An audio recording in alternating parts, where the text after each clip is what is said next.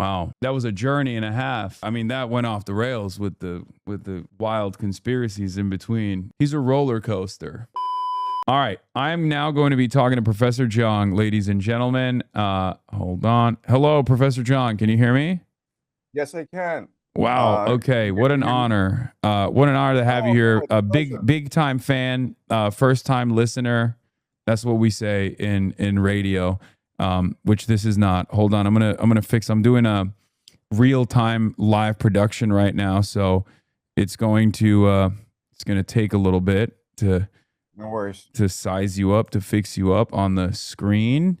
But I Okay. know that you are now also doing live broadcasts because I saw you talk about, the trials of trying to communicate to an audience in real time and how difficult it is. So now, Yeah. we're one and the You need about same. four brains. Yeah, you need What? about four brains to do. You need about four brains to do it properly. Thank you, thank you. Yeah. It's the ADHD that I have. For your title, what would you like? You can just call me Jiang if you want. Okay, I'm gonna say Professor Jiang, and then I'm gonna Okay. say future predictor, predictive history. Sure. Okay. All right. Boom, boom, boom. Okay. So, Professor Jiang, you have been on the broadcast of numerous academics and also Sneeko, who is not Sure. necessarily an As well, yes. academic, but Right. um, Right. but you've had conversations with the likes of Dugan and many others. Very excited to have you here. You did an interview with Breaking Points. Longtime fan of your work. Let's get right into it. What's the next prediction? What's coming up? Um, my next prediction, my big prediction is that I think Trump will get a third term. Okay, that's a little Yeah. wild. All right. What makes you say that? Well, first of all, he and his family have been stealing billions of dollars. That's a lot of corruption, and it's really unprecedented. So if he were to leave the office in 2028, you would imagine the first thing that any new administration would do is conduct an investigation because it'd be very popular among the American people. I also live in China, so I know how these things work. Basically, when someone gets in office and he's behaving like a tyrant, it usually means he's a tyrant. And it usually means he has no intention of ever leaving office. So I think that given his behavior, I think Trump is intent on a third term. Uh, so then the question then is, would he get a third term? And when Zelensky visited the White House, there was a White House gaggle, and basically, the reporter asked Zelensky, "Hey, why haven't you had an election for the past, 4 years? And you should be out of office." And Zelensky is like, "Well, we're at war, so we suspend the Constitution." And then Trump was like, "Wait, you can do that?" And then Zelensky was like, "You like that, don't you?" And yeah, that's what he might do. He could also run as a VP and have his son, Don Jr., at the head of the ticket. And then when he wins, when they win by cheating, they can, his son can abdicate and he can be the president again. So there's one Um, complication there. It's actually right? unconstitutional for him to be the vice president. Like right now, Barack Obama couldn't run as a vice president because he's already carried out his 2 terms. Because That is so that is up to there's a constitutional hurdle there, but maybe he can climb it. I don't know. debate because if you talk to any law professor, he or she will tell you that it's unconstitutional. It violates the spirit of the Constitution. But the problem with the Constitution is it doesn't state explicitly that you can't do that. Because what the Constitution says is that no vice president shall be elected, but the vice president is not elected. He's part of the ticket. So it's ultimately up to the Supreme Court to decide what this Constitution says, right? So Yeah. I would debate that they will take this to the Supreme Court. Well, yeah. I mean, the vice president has the same qualifications as the president. Like, vice president also has to be like over the age of 35, for example. Like, you can't have like a 30-year-old VP on the ticket. That is the But spirit of the but then again, Constitution. But then again, who knows? This That's a is script constitution. I agree yeah. with you. And all law professors will tell the same thing. But again, it's not in the letter. It's not explicit. And so they can take to the Supreme Court. And ultimately, three of the nine justices were appointed by Trump. He'll probably get another one by the end of this year, possibly next year. So there'll be four appointed by Trump when this case goes to Supreme Court. But it'll be great for us because it'll be Barack Obama versus Donald Trump in 2028. Okay, you said us. You're in the tank for the Democrats. Is that what it is? Am I getting that right? No, I know. What I meant. Of course, I'm being ironic. What I meant is like just a general spectator. Oh, okay. It'll be like the WWE, right? The main event, Okay. the greatest clash in American politics. Barack Obama versus Donald Trump. Donald Trump's been waiting for this ever since what 20. When did he go to the White House Correspondents' Dinner and Barack Obama made fun of him? I mean, he's been It's like relishing this moment for a long, long time. 2015, 2014, maybe. Yeah. No, he's been relishing this moment for a long time. They're saying 2011 in my chat. Professor Jiang, is it possible to raise your volume on your end? I tried to do it on mine, but it's already maxed out just a little bit from your microphone. Sorry, because you're a little bit quiet. Sorry. I'll put my mic closer to my. Yeah. All right. There's no way to crank up the volume on your end through the Zoom, maybe. Yeah. Let me try. It sounds fine, is what chatters are saying now, but it's crazy because, and I'm sure you've already gotten a little taste of this when you were also live. They always complain. You know what I mean? They always complain, and then they're like, and then they complain nevertheless, even when you fix it. Yes. Okay. All right. Okay. So, is this better now? It's a little bit better. I'll just lower my own volume to adjust it to yours, so that people can, people can lower their volume or increase their volume. I think we should be good this way. All right. So getting back to it, so you're famous for your predictions. You use game theory. A lot of people have called you out on it. I don't fully understand how game theory factors into your predictions. Sure. Do you mind elaborating on how game theory factors into your predictions on geopolitical events? Right. So my big thing is that the world is a game, and we can treat nation states as players in this game, and each nation state has a distinct personality, determined by its geography and by its history. And this distinct personality determines how it interacts with the world. So, for example, the United States is particularly aggressive. China is not aggressive, and ultimately, each player is going to engage in its optimal strategy, right? So rather than like look at what people say, look at what people do, just think about like if this game were to continue, what is the optimal strategy? And then the player would adapt this optimal strategy over time, right? So if you were to go back, 2 years ago, and you were to survey American politicians and Donald Trump, would you go invade Iran? They'd be like, of course not. That's insane. Why would we do that?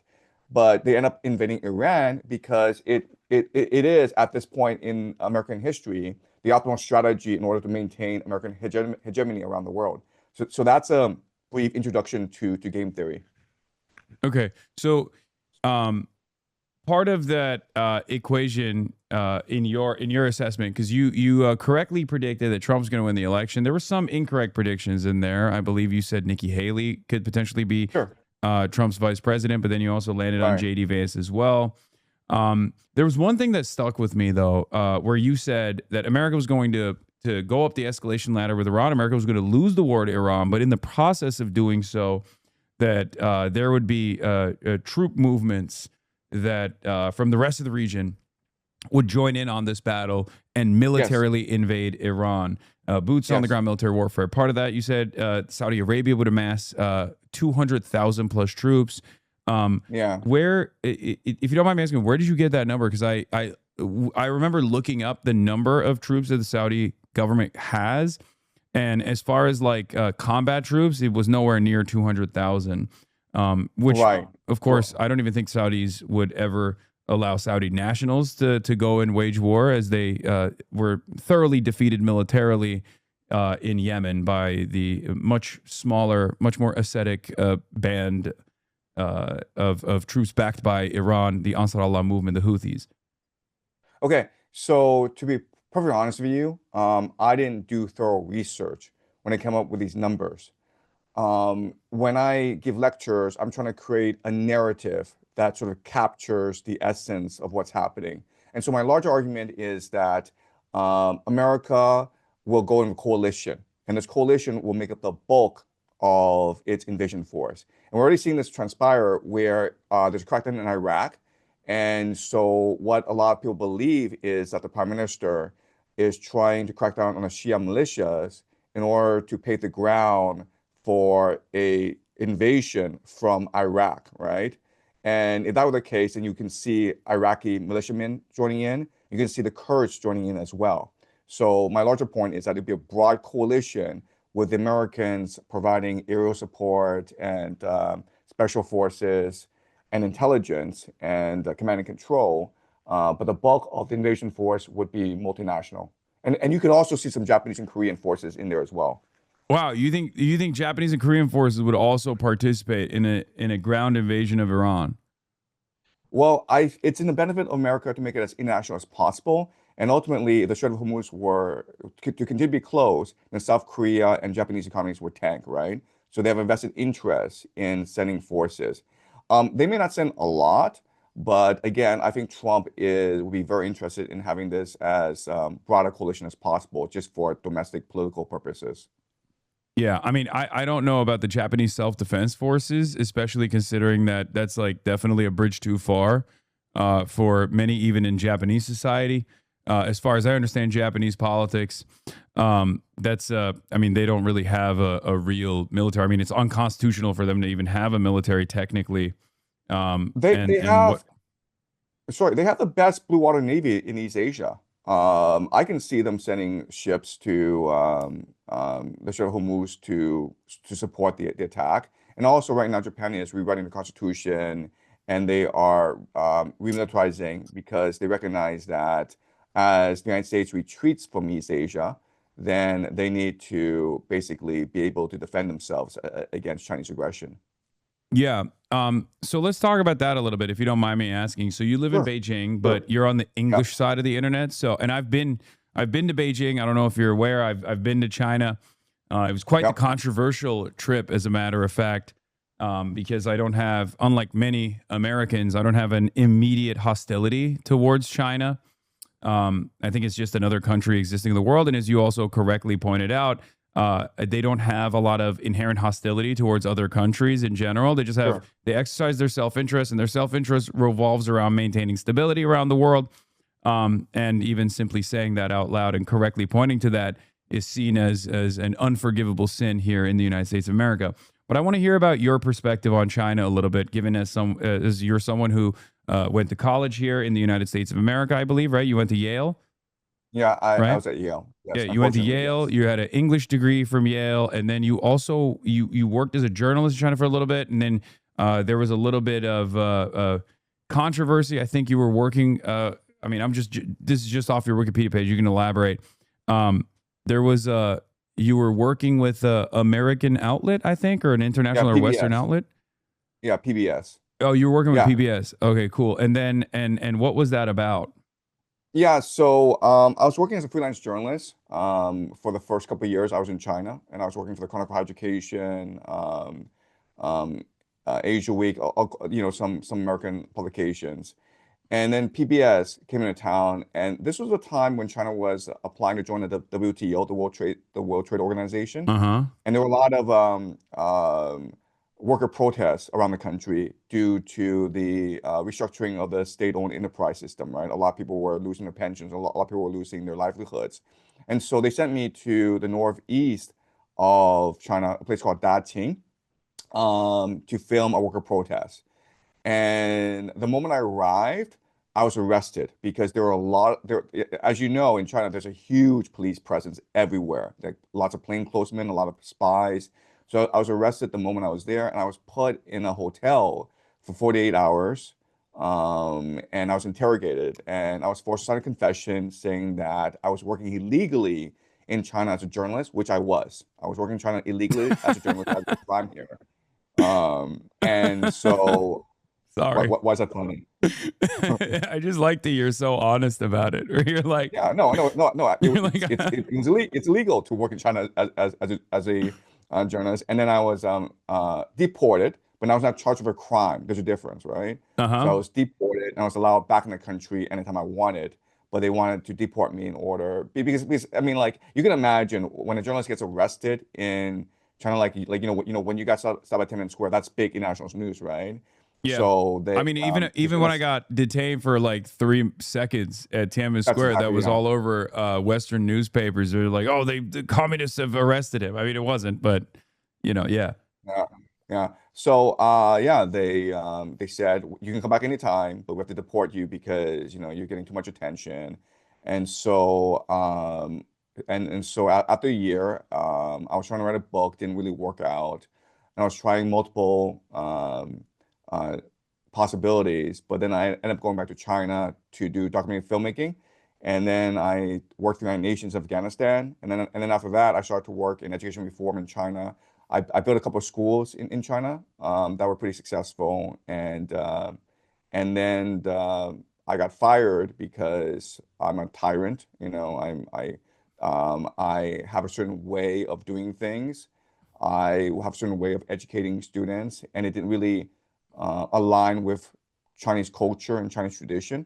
I want to teach critical thinking. I want to teach the Socratic method, and they just wanted kids to get into Yale and Harvard. And I was doing that, but they didn't want the education reform, and so I was fired from my position. I wandered around China for the next 10 years before I met my wife, and that's what really changed my life. After I met my wife, we had 3 kids, and so I needed stability in my life, and so I started to go work at a private school, and that's when I started to film my lectures. So I was teaching both geopolitics, game theory, as well as great books, Homer, Dante, Plato, and that's what made me popular online. I've seen the videos. So the videos that you have on the internet, you actually have students in the room with you. Like that's a lecture Yeah, from high school. I one, assume but is I it high school? it's a high school and I have like one student in the class. Yes, You have as one many, student. sometimes two. You know, Okay. sometimes if I get lucky, I get two, but yeah, usually one student in the classroom. Yes. And what's the like I've looked into the website a little bit and I feel like it's one of those schools where it's like the goal is to try to get these kids to like American college, right? Is that what it is? Yeah, yeah. So we are a private school. I've left the school, by the way. Oh, you But have. Okay. I have left the school to pursue other possibilities. But it's a private school. It's trying to get Chinese kids into American schools, American colleges. But as you can appreciate, a lot of these kids are there because they failed out of the Chinese public school Yeah. system. The Chinese public school system is very, very rigorous. It's intense, and a lot of kids, I would say the vast majority of kids, flunk out because they develop a lot of depression, they develop psychological issues, and these parents are rich enough to send their kids to America. So I deal with like rich dumb kids. Yeah. That's what a lot of Americans don't realize this, but yes, the children of rich kids in other countries with like a public education system oftentimes will send as a secondary option their children to private school in America because it's much harder to get into the best schools, the top schools in China. Same thing with Turkey as well. I'm a Sure. dumb rich kid who had to go to private school in high school because I couldn't get into any of the good schools because I didn't fail, but it's just like I wasn't competitive enough in eighth grade in my test results. Yeah, And and the grind starts at like age 2 or 1. It's crazy what the parents will do to make sure their kid succeeds on the national entrance examination. I mean, like these kids are doing cram school at age 3 or 4. They're learning math, they're learning vocabulary, they're doing a lot of sports, just swimming. I have 3 kids, and it's impossible for us to raise a family because our kids can't find any friends. Everyone's too busy studying, and we are very progressive with our kids. We want them to be happy. And so all other parents look at us and think we're like, just serial killers, like cannibals. Like how could you do this to your child? Don't you know, like at age 6 or 7, your child's future is already determined? Are you happy with your child being, like a drug addict for the rest of his life? We get a lot of stares, and we people talk about us behind our backs all the time. That's wild. But so what's your plan then? Are you planning on bringing them to the West, or are you planning on raising them in Beijing? Yeah, so my long-term plan is to start foundation schools around the world and I want to promote a new model of education. And there'll be three major pillars to this new model of education, and they are great books.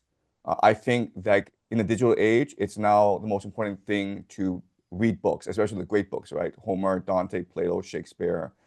The second pillar is game theory, like teaching you how to understand geopolitics, how to understand current events, and understand the social forces that determine these events. And the third is their cult, religion, right? So I'm interested in teaching the Kabbalah. I'm interested in teaching Sufism, Vedic philosophy, Taoist philosophy, because I feel that if you really want to understand the world, you need to understand religion, because the reality is that most people are religious and people take their religion seriously. And I think that it's very hard to understand what's happening in the Middle East unless you look at it from an eschatological lens. Unless you appreciate that there are crazies in the American government, be like Peter Hegseth, who believe they're actually crusaders, that they are gonna go and bring in the second coming of Jesus. A lot of these Zionists are driven by end times eschatology as well. They really believe that they are going to build a third temple, and this is going to bring back sorry, not bring back, but like usher in the coming of the Messiah, and then God will bring heaven to earth. They all believe this, and unless you really appreciate this, it's very hard to understand how the world works. I mean, I believe in dialectical materialism. My understanding of the world revolves around. In some ways, it's not dissimilar to game theory, self interest on the basis of class, and how society is organized around the means of production, and everything is downstream from that. But I do think that there are some spiritual and ideological ways of thinking that might lead people astray. But I think ultimately is still is still the self-interest of the capital owning class. But it seems like you were not a believer in Marxist theory or Marxist thought at all. I'm sympathetic. If you actually research Kabbalah, you would appreciate that dialectic materialism comes from the Kabbalah, right? So if you look at Marx and his genealogy, both his maternal and paternal sides of the family, they come from several generations of rabbis. The guy's an aristocrat. Like just go and look at his Wikipedia page. He comes from like He is Jewish, but he's also very critical of religion in general. And I do feel like the philosophical basis comes from Hegel and not Kabbalah. But maybe I misunderstood right. it.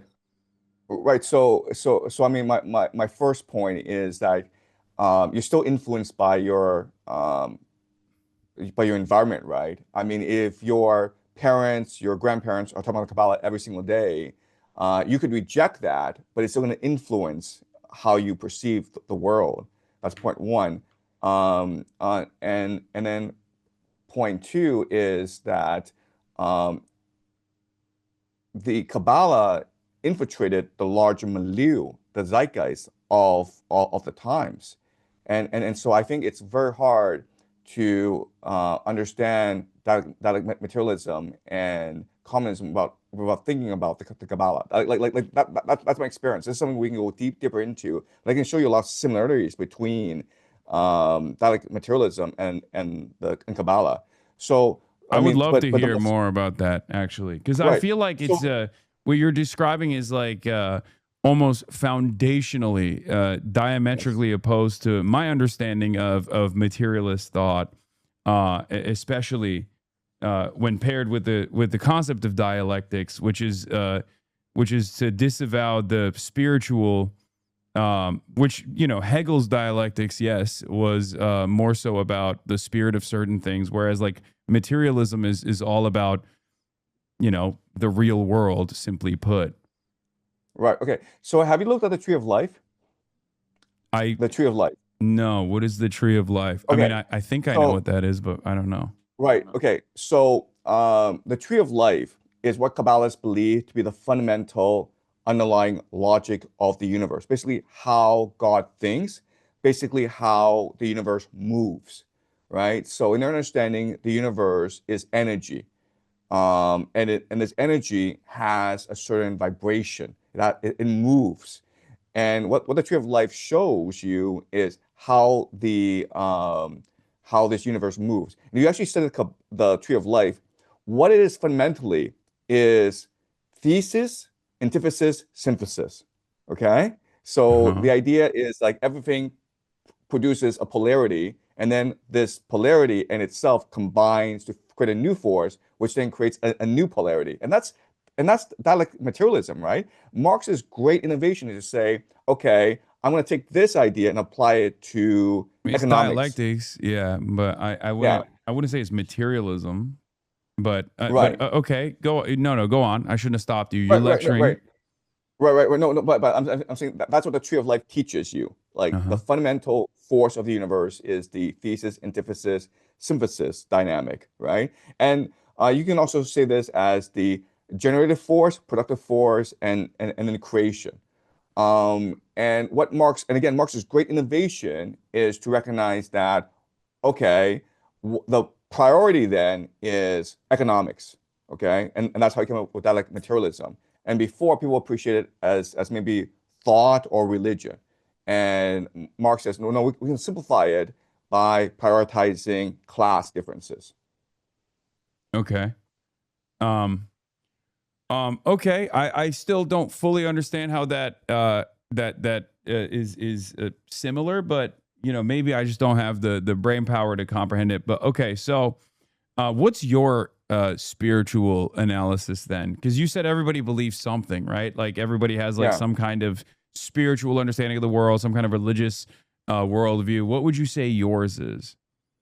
right. So, you know, 4 years ago, I was a very happy atheist. I was like you. I was probably more sympathetic to Marx than anyone else. I really believe in dialectic materialism. Wait, that was 4 years Um, ago, you yeah, said? 4 years ago. 4 years Okay. ago. And then these past 4 years, as I'm teaching history, as I'm teaching the great books, as I'm seeing how uh, things unfold in the world, I have this crisis of faith. And so when I'm looking at what's happening in Iran, I can't explain it simply using game theory. I can't explain it just using, geopolitics. I think there's something much larger going on. I still don't know why Donald Trump attacked Iran. Do you know why? Because he's never really articulated a good reason why he decided to go and attack um, Iran. Why do I think he So attacked Iran? yeah, Because yeah, I yeah, think that the axis of resistance was at its weakest point in the aftermath of 3 years of genocide, and that Benjamin Netanyahu and the Israeli government was able to make a convincing case to to finally strike at Iran, something that like uh, numerous American administrations have said no to. And then he believed foolishly that a regime decapitation would actually create ample ground for regime change. With the Kurdish militias on the ground, foment sectarian conflict, things of that nature. Of course, it didn't happen. I think Benjamin Netanyahu probably utilized the Venezuela victory as well to his advantage.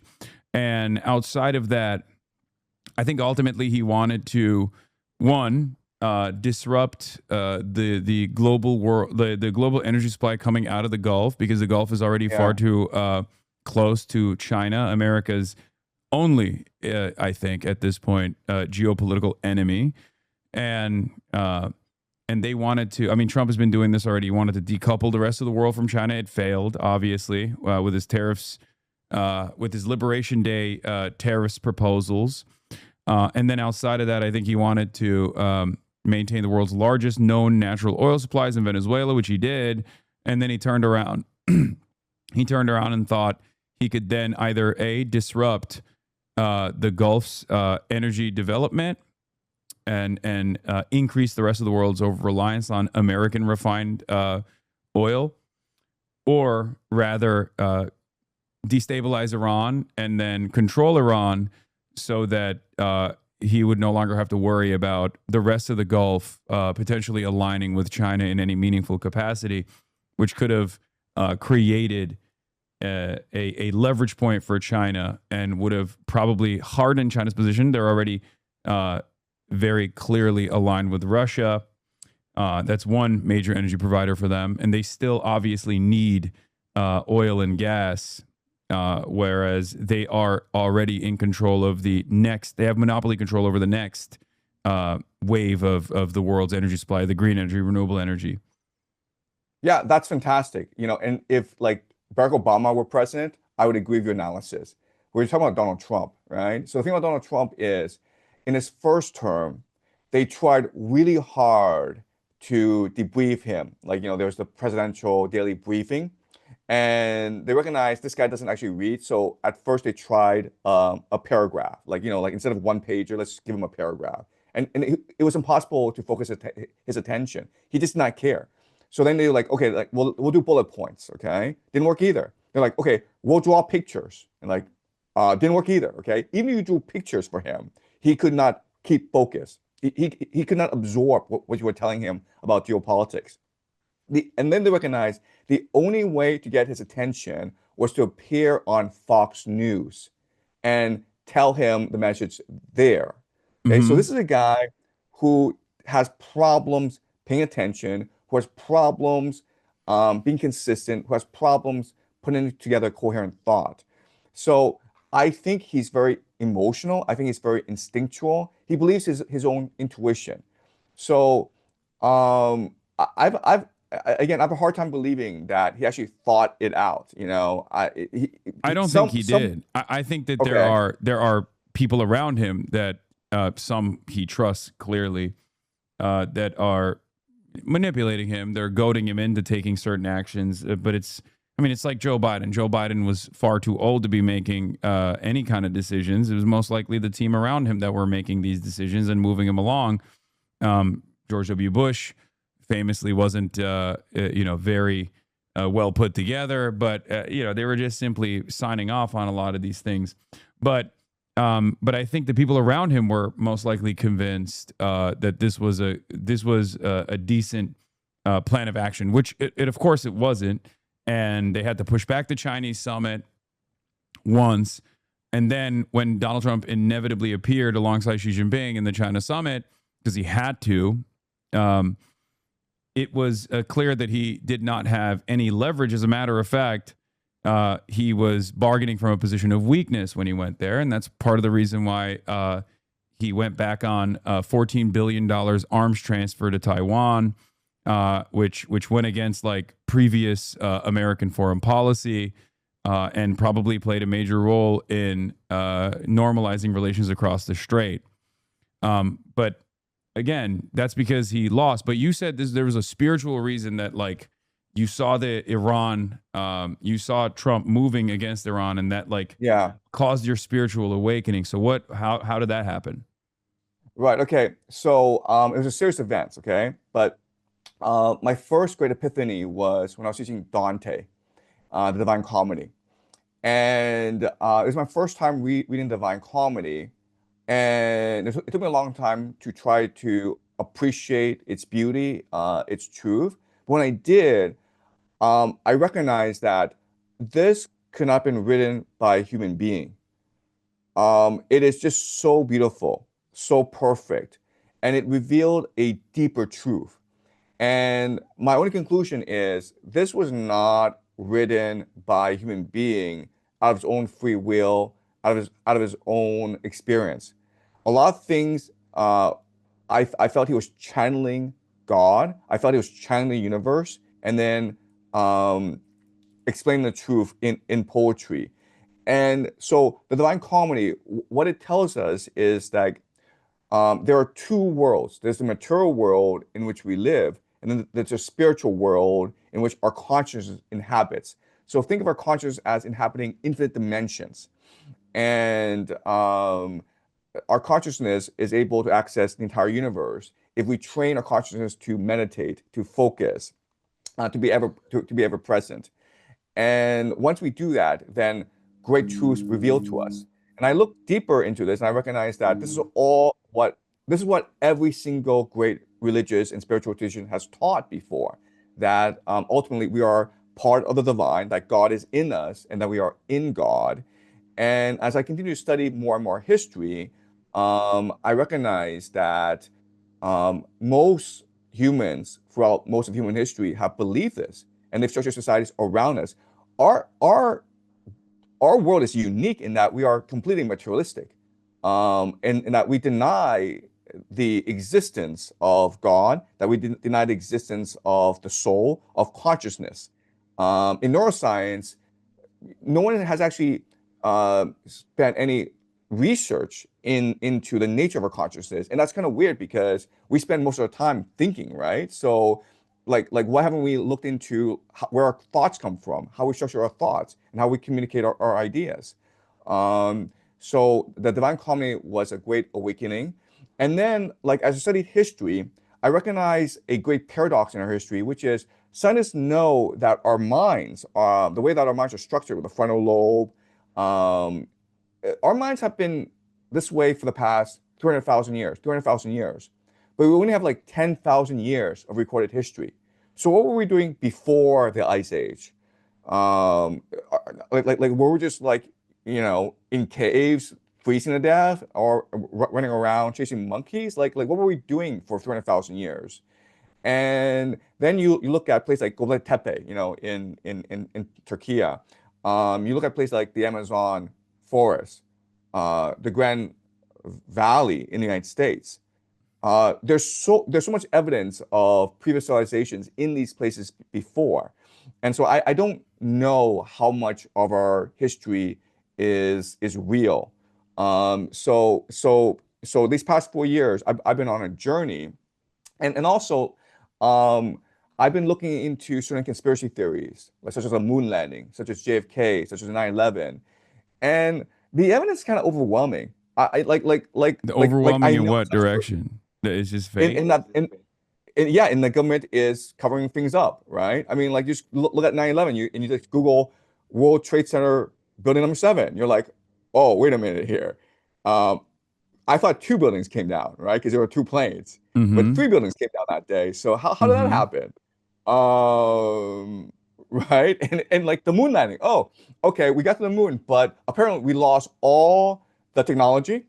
We lost all the data, the telemetry data, and we lost all the footage. So I'm like, oh, how did that happen? Like you have this huge bureaucratic organization, and they So lost all the technology. so Yeah. what do you think is going on? Like you think they just like faked all of it? Like they set up on their own to like go to war in the Middle East to create sufficient cause? Is that what it is? Again, I unless you have a full appreciation of the cult and its impact on the imagination of people, it's really hard to understand what their motivations are, right? But once you understand their cult, once you look into secret societies, they really believe they have a religious mandate from God into to remake the world in a certain way that welcomes God to our world, right? So look at artificial intelligence, and like this New Yorker article by Ronan Farrow on Sam Altman, where he interviews some OpenAI researchers, and they say like, "Oh, we're trying to summon demons with AI." Like they're being literal about this. They're not joking about this. They're not being metaphorical. They're being You don't think that's literal. just They believe. self-interested to greatly greatly increase the potential impact of AI and how scary it is in an effort to justify all the additional billions of dollars in fundraising. Because there's two different schools of thought on this, right? Many people don't believe that AGI is truly possible, and then there are some who are simply trying to feed the bubble to the best of their ability. And part of that is to say that AI is going to take over everything. It's so scary. And that actually causes a lot of people to pay close attention to it and to continue giving money to it, to continue giving money to the likes of Sam Altman specifically, so they can continue, I guess, trying to develop it to the best of their ability. I do have a question for you. So you said you Sure. read The Divine Comedy only 4 years ago. That seems a little far fetched considering that you got an English degree from Yale. Well, I mean, but the Divine Comedy is in Italian, right? So we read Shakespeare, Milton, Keats, Wordsworth. We were reading English poetry. So you didn't read But Divine Comedy through your English major at Yale? no, no, no. And Divine Comedy is actually very hard to read. I mean, I read a lot of classics at Yale. I read, Homer and Plato, but we never read the Divine Comedy. Okay. I mean, We should have. We should read have. it. We read it in. I think we read. I mean, I read it in Turkey in like 8th grade, I think. But Right, I didn't fully right. understand it. But then again, I also didn't think that it was like a divine intervention that like was incepted into Dante's brain. I spent the past 2 weeks teaching Divine Comedy, and I spent every single day trying to tell people this is God's work. This is not Dante. This is the universe taking possession of Dante in order to spread the divine fire to humanity. I spent the past 2 weeks doing that, and it's on my channel. So Okay. And you're okay. So you read Divine Comedy, and that just like one-shotted you. It one-shotted basically, your yes. mind, Yeah, and that yeah, somehow ties back to Donald Trump's invasion plans of Iran, and yeah, that put you down this journey. But that happened, that didn't happen 4 years ago, right? That happened yeah, yeah, 130 days ago is when Donald Trump yeah. kickstarted Operation Epic Fury. So the timeline is a little messed up for me. I'm trying to understand. I'm trying to. Okay. All right. Okay. So here's my theory. And again, I could be completely wrong. Okay. But based on my reading of Divine Comedy, this is what I think happened. Okay. There are many Jewish occultists, okay, Kabbalists, okay, who are intent on ushering the end times because they want God to come to earth and to reunite with the Jewish people. Okay. And so one group that is very prominent, very powerful are the Chabad Lubavitch movement, and then Rebbe Sneerson was leader of that movement for many decades. He's obviously passed away, but the thing about Chabad Lubavitch is like they are the largest property owners in Brooklyn. Okay, so they bought property way back before World War II, and now they're basically the biggest real estate developer in Brooklyn. And a lot of people that are in real estate are maybe front people for the Chabad Lubavitch movement, including like the Kushner family, right? And Donald Trump would obviously have had dealings with Chabad Lubavitch. They're not interested in the mature world. They don't care about that. What they're interested in is fulfilling their end times prophecy. There are three major pillars to the end times prophecy. The first is the completion of the Greater Israel Project, right? Second is the return of the Jewish diaspora to Jerusalem. They want all Jews to return to Israel, and they're fanatical about it. They're very serious about it. And the third is the building of the third temple, because that is where God will live. Okay, so if you just go into the Chabad Lubavitch movement, they're fanatical about these three objectives, and for decades they were planning this. Now, the thing about these religious Jews is they spend all their time meditating on the Torah. They Wait, recite the Professor Zhang, Torah. before we move on, I have to ask you some Right, questions right. here. So you're Okay. saying the Chabad Lubavitch movement predates Zionism as an ideology, and that it was actually a foundational ideology before Zionism, pre Theodore Herzl, pre Jabotinsky, and the like, and that they are responsible for Zionism as a prominent ideology, as a settler colonial ideology? Okay. Let's be precise. Um, so after the Protestant Reformation, um, the idea there were many different groups, including the Freemasons, including the Sabine Frankists, many different groups who are interested in the second coming of Jesus. Okay, um, people like Isaac Newton thought that you now that you have direct access to the Bible is the divine plan because the Bible is literally the Word of God, right? And if you read the Bible in a certain way, right? If you focus on the books of Daniel, the books of Ezekiel, and the book of Revelation, this divine plan is going to reveal itself to you. And this divine plan calls for all three things, okay? So it's not just the Chabad Lubavitch people, it's also a lot of the Freemasons, a lot of different secret societies. They believe that for God to return, you need to meet certain conditions. And again, this is a fringe group of people, but unfortunately, this fringe group of people tend to have all the power in the world. Okay, so I mean, I don't know if that's the case. Like, I mean, okay, I think Zionism is, broadly speaking, a fairly dominant ideology amongst a lot of evangelical Christians, and certainly many American or Western Jews as well. But having said that, I don't know if it's. I don't. Not even that I don't know. I don't believe that this is a foundational ideology that predates the inception of Zionism itself under the likes of Theodore Herzl. There was plenty of discourse around it when it first was being discussed. Many Jews were against it. As a matter of fact, Jews were primarily against it, both for sure, theological justifications, different sects of Judaism that understood it as I don't know what the term would be in Judaism, but heretical, right? As in yes, absolutely, that Jews are not supposed to maintain a nation state absolutely, before the return of absolutely. the Messiah. And then there were plenty of Jews who were just basically secular, even though Theodore Herzl and many of the other founding fathers of Israel were also secular themselves. But there was the Bundist movement that was anti-fascist and therefore opposed any kind of settler colonial enterprise, such as what Zionism would bring about.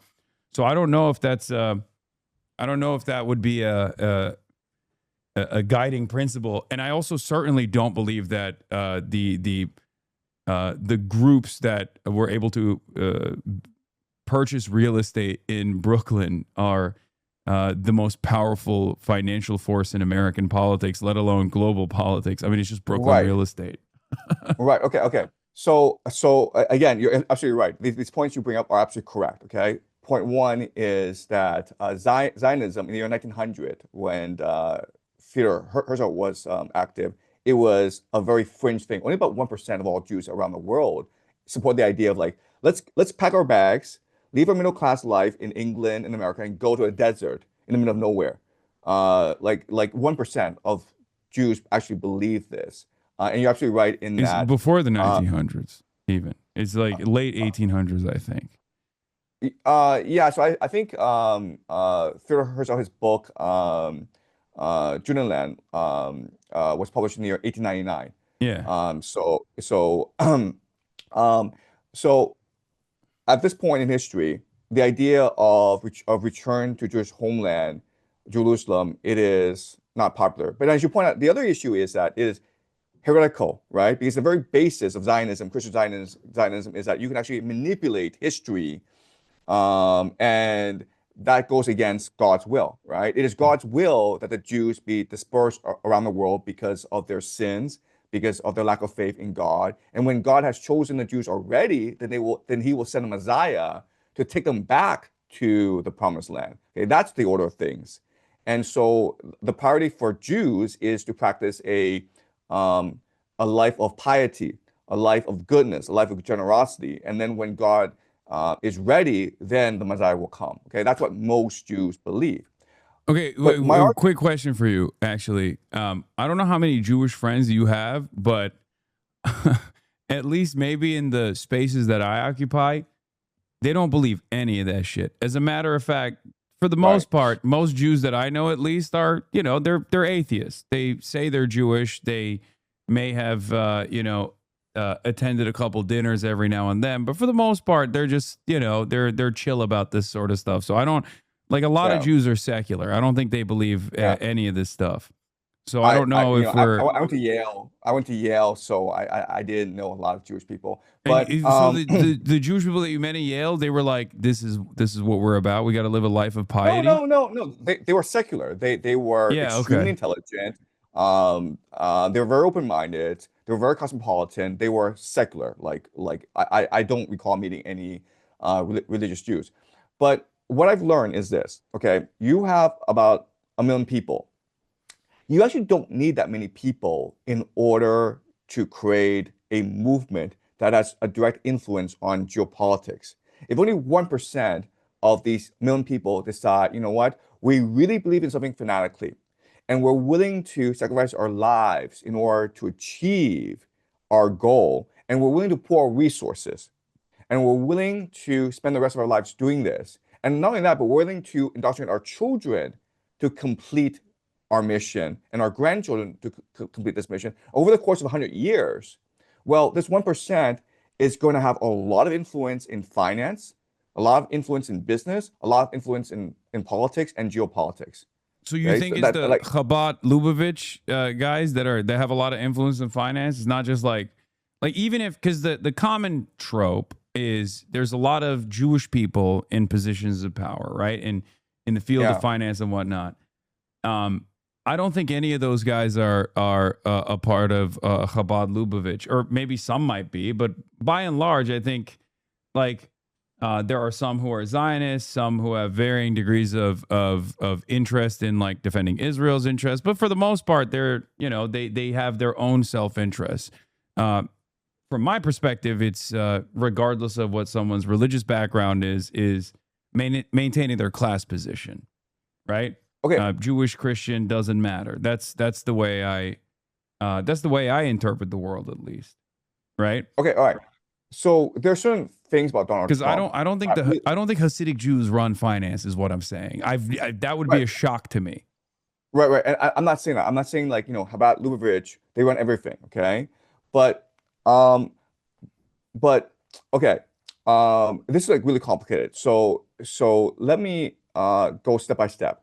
Okay. Chabad Lubavitch, they're interested in religious meditation. They're interested in mysticism. Okay, they're interested in ideas. And so they focus all their energies on certain on meditation, okay? And what they want, what they pray for is, of course, the coming of the Messiah and the return of the Jews to Jerusalem and to be one with God. And if we believe the universe is pure energy, if we believe the universe is conscious, then these ideas would be uploaded to the universal subconscious. Okay, does that make sense? Because I mean, it doesn't make sense to me, but I'm listening. I'm open minded. okay, right, right, but I want Like to make sure the I don't logic is believe clear, we're all okay? uploading our energy into a collective Right, consciousness okay. or But anything like I'm saying that. let's just work with that, okay? So, through the meditation of thousands of people over decades, there are certain ideas that are embedded now in the universal subconscious.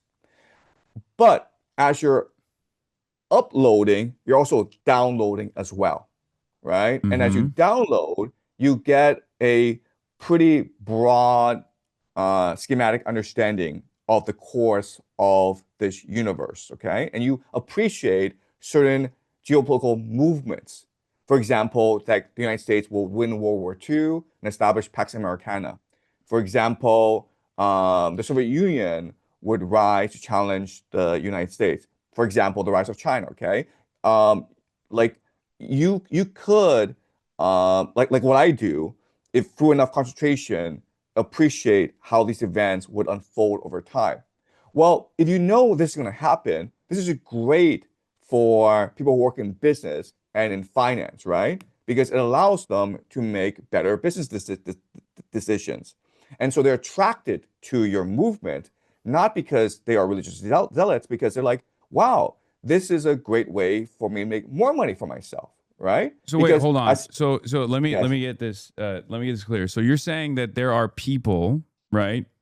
Jews, yes, non-Jews, in positions of yes, power, and they find themselves attracted to this way of thinking, represented by Chabad Lubavitch, because they think hard and they meditate and they unlock the download and the upload that you're getting because this allows them to make better market decisions and make more money. that's right, right? So the Okay, saying where is, is the? You have to have some evidence for this, right? Because that seems a little far fetched, Professor Jiang. okay, well, I mean, like, let's look at the Epstein files, right? Okay, Why are these people like Bill Gates and Bill Clinton, why are they hanging out with Jeffrey Epstein? Like what's your answer?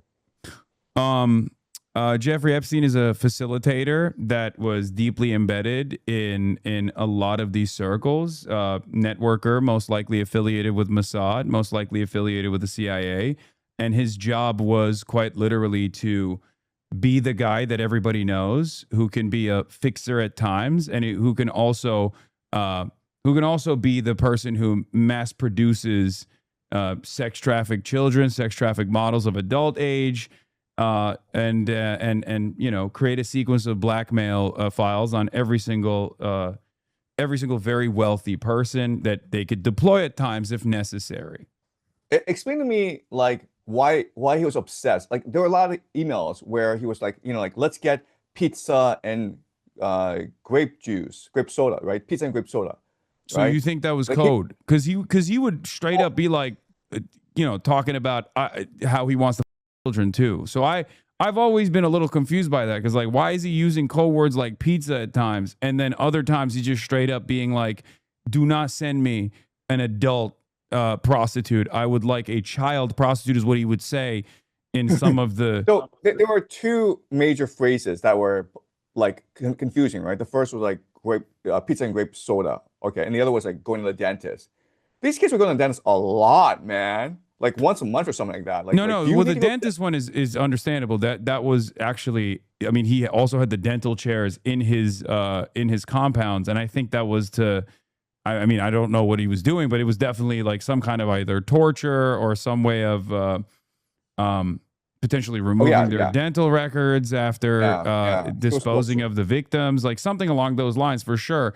But again, that's more overt rather than covert. Okay. So All why right. is he going So overt at times, but then why is he also using the code word pizza? right, okay. So I understand what he's doing, and I understand why Bill Gates and Bill Clinton would be attracted to him. Okay, but one thing that people have never resolved, a question that people have never resolved, is like, how did he get to his position, where he knows the Rothschilds, where he, where everyone's trying to be his best friend, right? It's not like him going to meet Elon Musk. It's like Elon Musk wants to meet him. Yeah, There's a no, I mean difference. that's way after. So I think it was that school that he was working at as a math teacher who Dalton. the Bill Barr's father I think Yeah, was the the Dalton headmaster School. at. Yeah, and Yeah. then he gets elevated. I think at some point he's connected with what's his name? Les Wexner, right? He goes to Dalton School. He gets connected with Les Wexner. He basically becomes like Les Wexner's potential love interest, allegedly, and also somewhere along the way gets access to all of his finances, becomes like sole financial guardian. Okay. And he just keeps. I mean, at some point, I assume he was tapped in by the intelligence community to play this role, as they, I guess, saw him as a decent serial networker who could be in Okay. and out of So these crowds.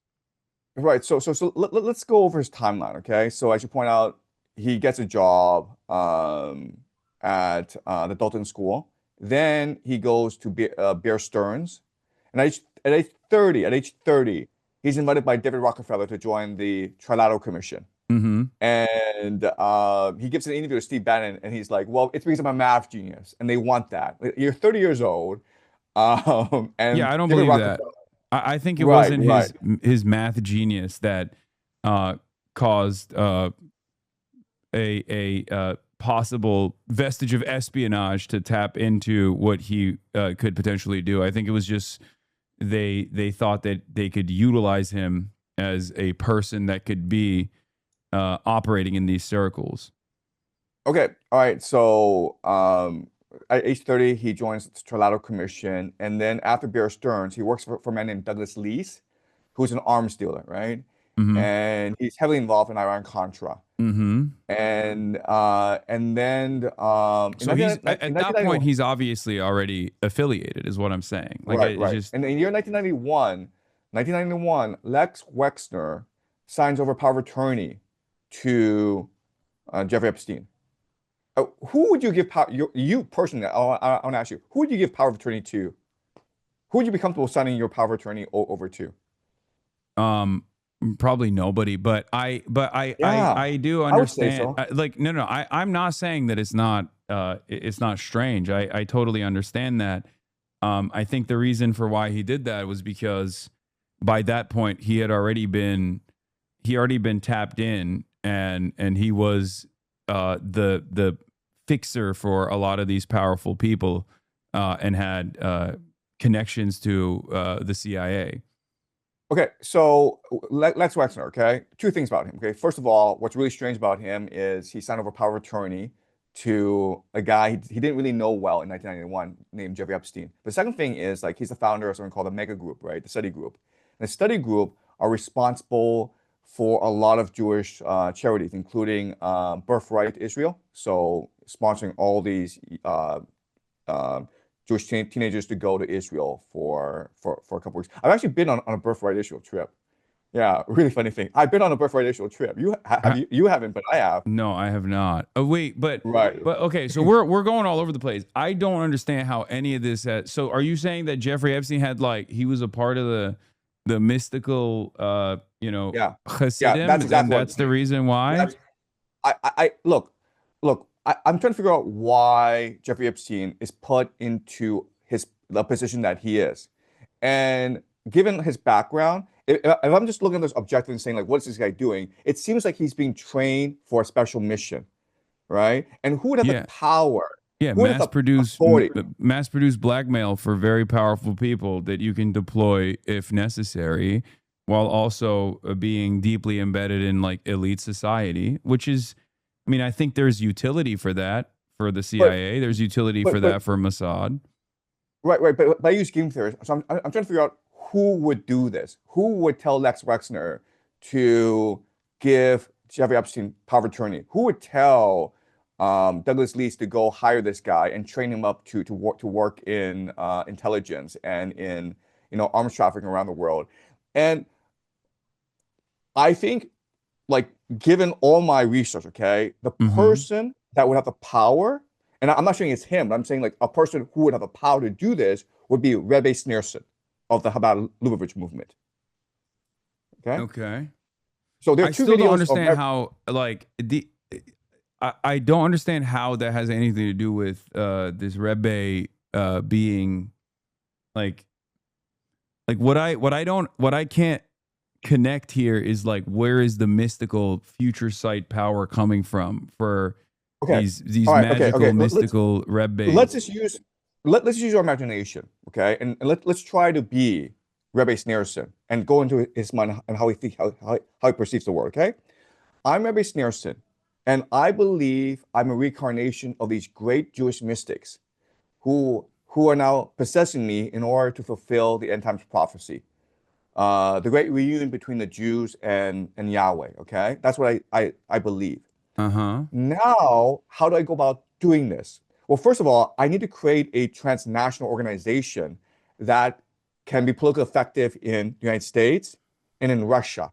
Why? Because these are the two most powerful countries in the world at this point in history, and I know that because I've seen the future.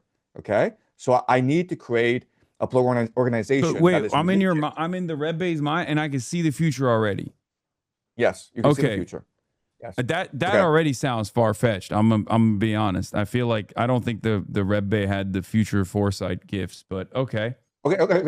Again, this is just a thought experiment. Okay, we're just using our imagination, and Mm-hmm. I'm trying to explain to you how this could have worked. I'm not saying this is what happened. I'm just saying like how do we add up all these different dots together? Okay, one is you have this guy who really believes he's a reincarnation of these different Jewish mystics that know the future, and his job is to implement the next phase of the plan.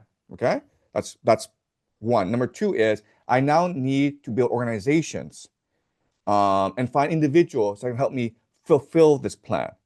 So I'm building Chabad Lubavitch both in Russia and in Israel and in the United States, because these are the three nations that are most crucial to helping me achieve my plan.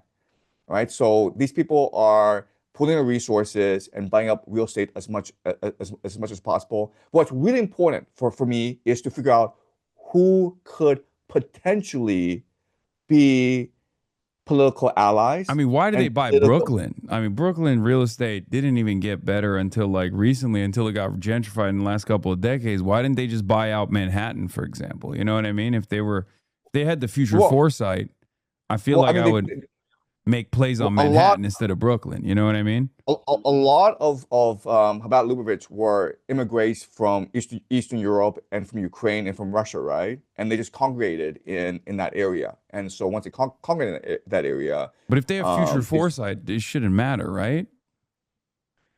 um, okay, future foresight is not that specific. Future foresight gives you visions of how the global map works Also, out. why haven't Okay, they but been able to infiltrate China? You think like is if I'm look, I'm the who Red Bay says they have right not now. I'm the infiltrated Red Bay China? right now, right? Wait, Honestly, sorry. Who says they have not infiltrated China?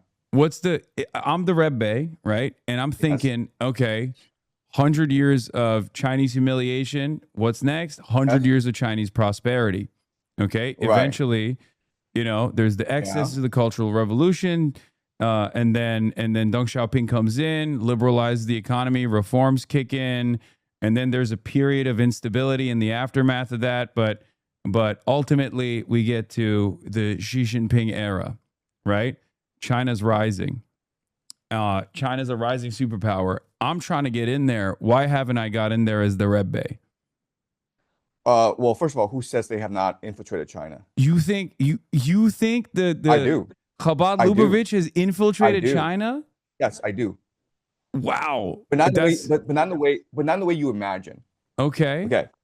So, um, what what do you think the Chinese elite care most about? The people in power, what do you think they care the most about? What do I think the Chinese elite care most Yeah. about? I don't know. I mean, probably stability. Like Okay. broadly, are we talking about the party's goals? Like, what do you mean Chinese Yeah. elite? I'm just saying, like, you're a provincial governor of China or you're a billionaire in China. What are your If I'm priorities? a part of the well, now I'm a part of the party. I'm a billionaire. I'm a business owner in China. I'm thinking, how do I perform to the best of my abilities, and how do I go up through the ranks of the party? If I'm a billionaire, I'm probably not going to make it to the top echelon of power, regardless. But I'm trying to be on Xi's good side. That's what I'm thinking. Okay. Well, my priority would be this, to get my money and my children out of China, Okay. right? You, That, you that'd be think my that's priority. what you think that's what all the billionaires are trying to do? They're trying to get their money out of China. Well, you just look at the statistics, right? The number the amount of money leaving the country, the number of people fleeing the country. It's pretty overwhelming, right? And why? Because it's a one party state, right? I'm a Mm-hmm. billionaire. What's to stop the party from like taking my money the next day, Yeah, of course. I mean, it happens all the time. right? It's Right. So my priority, number one priority is to get the my money out of the prosperity country, initiative. right? To get my money out of the country and to get my children out of the country, right? Now I need people to help me facilitate this process to get my money out of the country, to money launder it, and to ensure my children are embedded in the elite circles of America, right? To get them Mm-hmm. to Dawson School, to get them to Yale, to get them jobs at JP Morgan, Okay. So right? how does this connect back to Jewish control of China? Well, because the Jews and the Chinese get along very well, Okay. But like, how does right? that? So But I Well, don't understand how because that in any way, shape, or form creates the because you're saying that the red bay has future foresight and this has is just a already thought experiment. I infiltrated. had no idea. I've Okay, never met you're the guy. He's speculating dead. that the red bay has So, future wait, wait, foresight, and he's right, right, like right, right. trying to infiltrate the Chinese halls of power. Here's the thing, though: if you're a billionaire and you've like fled China, or if you have significant amount of investment in the Western world, I suspect that you don't have the same level of connection within Chinese governance any longer, right? Because like when you do that sort of thing, especially I feel like in the Xi Jinping era, especially any kind of financial corruption of that sort is oftentimes stamped out pretty aggressively, and your ties are often severed with the party. So how does that translate back to party power? How does that translate back to influence within Chinese governance? Okay, so what I'm doing is it's all a thought experiment. I'm not saying this is actually what happens. I'm saying like how this could potentially play out. Okay, Yeah, so so I'm I very scarce. expanded on the thought experiment. I was like, so we agree China's rising as a rising power, as a global, it's you Right, know, a global right, right. superpower. And do you agree that a lot of these billionaires, a lot of these powerful people are trying to move their money and their children out of the country? But then they sever their And connection to they're not centers severing the of power connection. within China. They're not severing their connections. All they're doing is they're moving their money and their children out of the country, right? But they're not severing the connections. They're still where they are. They're still, in that political position that they are.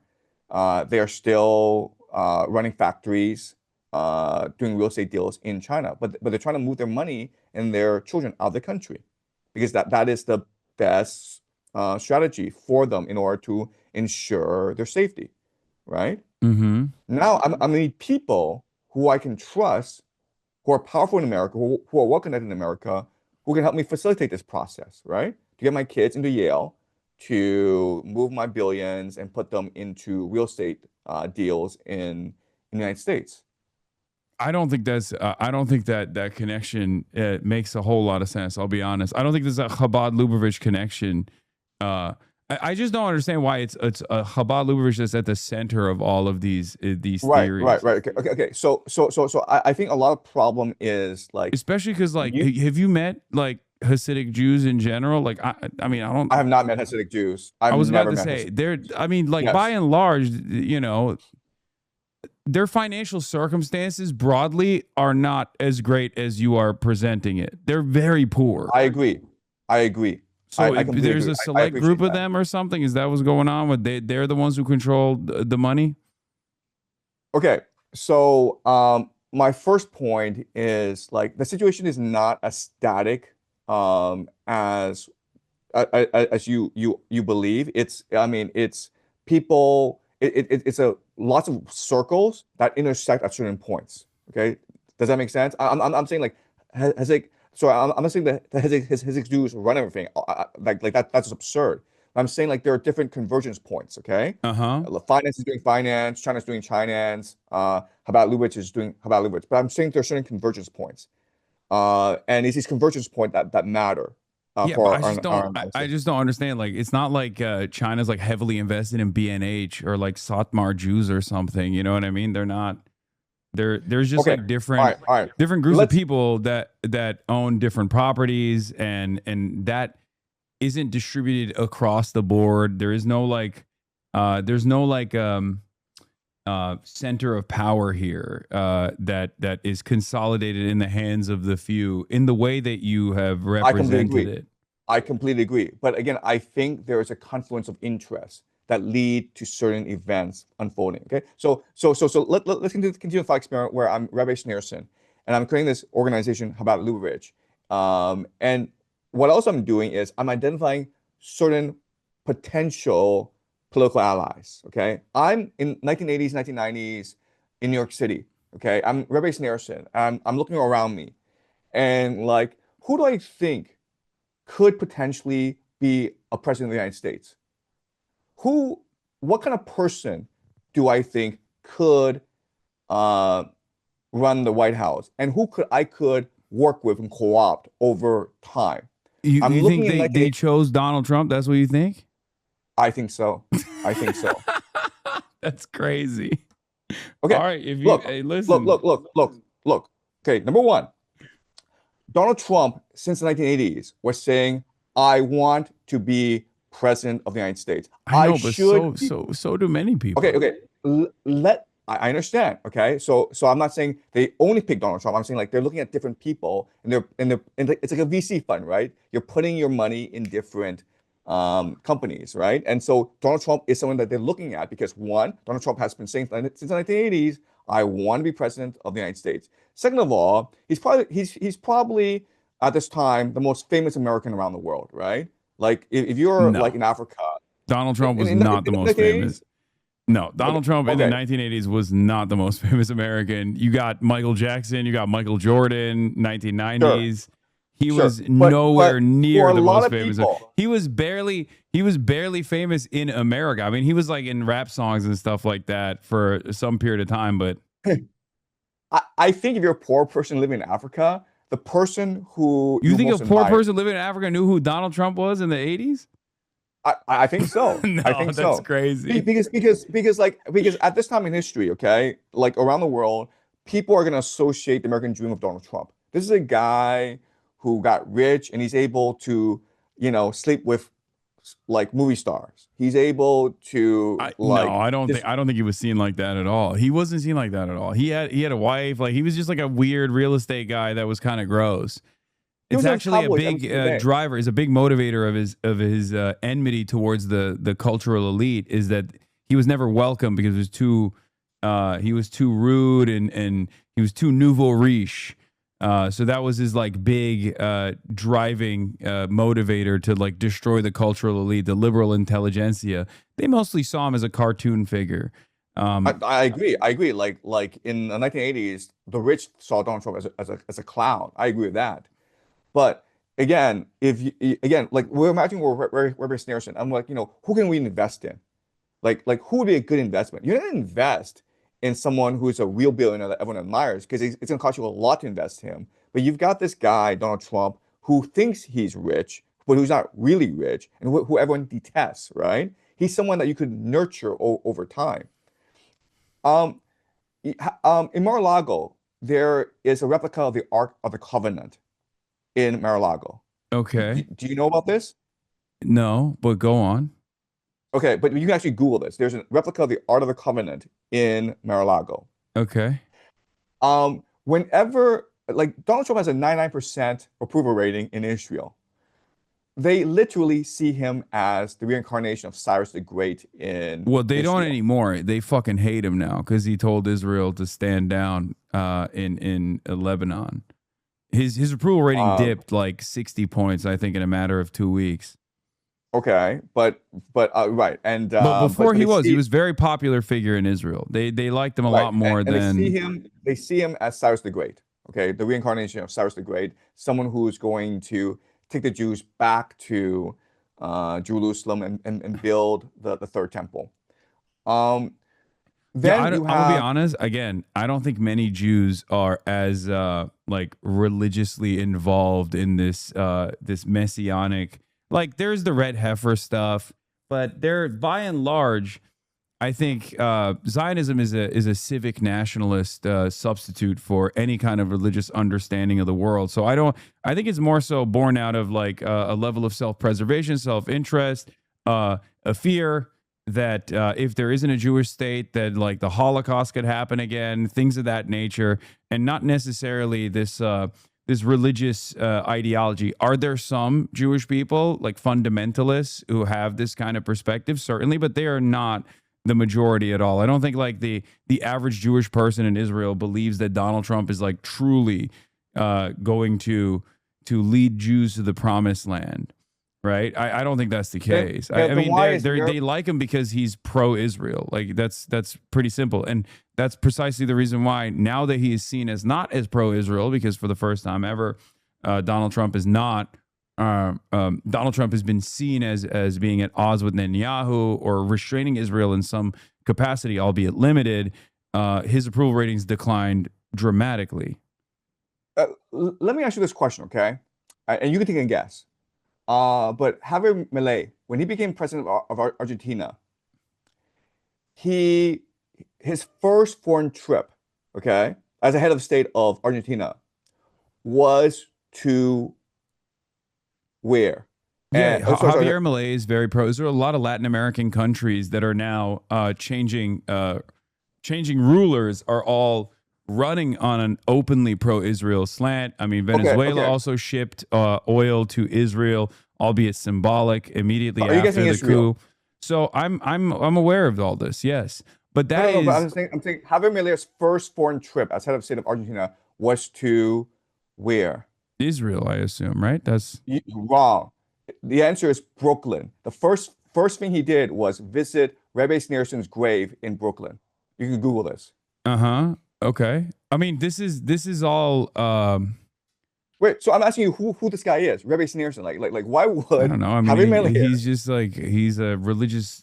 He's like a random religious figure in America, but Okay, right. There are two videos on YouTube. he's Okay. also very pro-Israel, right? Like a lot of these Latin American countries and their leadership are now openly pro-Israel. Wait, And wait, wait. But I'm trying to here's figure the out. thing. Here's the thing. There's a reason for it, right? Like you're like, why the would Javier Milei be pro-Israel? He's in Argentina. Is the No, no, no. I'm question. asking yourself, why would he go visit the grave of Rebbe Sneerson as the head of state of Argentina, his I mean, first foreign trip? It's the same reason why people go and show support at the Wailing Wall, right? Like, it's just to say like, oh, this I'm with you. Like it's a symbolic show of support. So I there are don't think there's any two like spiritual reason for it. there are two YouTube videos. Okay, the first YouTube video is Benjamin Netanyahu before he becomes prime minister. Okay, before he enters Israeli politics, he goes and meets with Rebbe Sneerson and says, "I ask for your blessing." And Rebbe Sneerson like blessing in politics or personal, like in Netanyahu was like both personal and professional. And Rebbe Sneerson like, when is the Messiah coming? We must accelerate the coming of the Messiah. Like it's on YouTube. You can actually just go on YouTube and it's there. Okay, I'm not making this up. Okay, that's the Hmm. first video. Second video is Rebbe Sneerson is greeting his followers, and one of the followers is like, "I'm the mother of Steven Spielberg, and I want your blessing." Okay, so Hmm. I'm trying to figure out who this guy is and like how he's so well connected. Why is like all the most powerful people in the world going to him and saying like, "Give me your I blessing"? mean, you just brought up a very wide range of people. Steven Spielberg's mother is not one of the most powerful people on the planet. No, no, no, no. But Steven I Spielberg is, also, right? once again, yeah, it's a show of support for a specific sect of Judaism. I don't think it's like, I don't think it's No, no, necessarily it's anything not. beyond that. I mean, it's like No, visiting the no. Pope. Like if people are doing that because they're like, yeah, that's the Pope, you know? The Pope is one of the most powerful people in the world, right? I mean, So and it, the Pope has a lot of influential power, but I don't think people are necessarily visiting the Pope because they feel like there's like a secret society that they're tapped into. It's right, no, debatable how powerful the but Pope but I'm is. saying like if you're Catholic and the Pope gave you a call and says, "Hey, can you give this guy who's my friend power of attorney?" I think all Catholics would do that, right?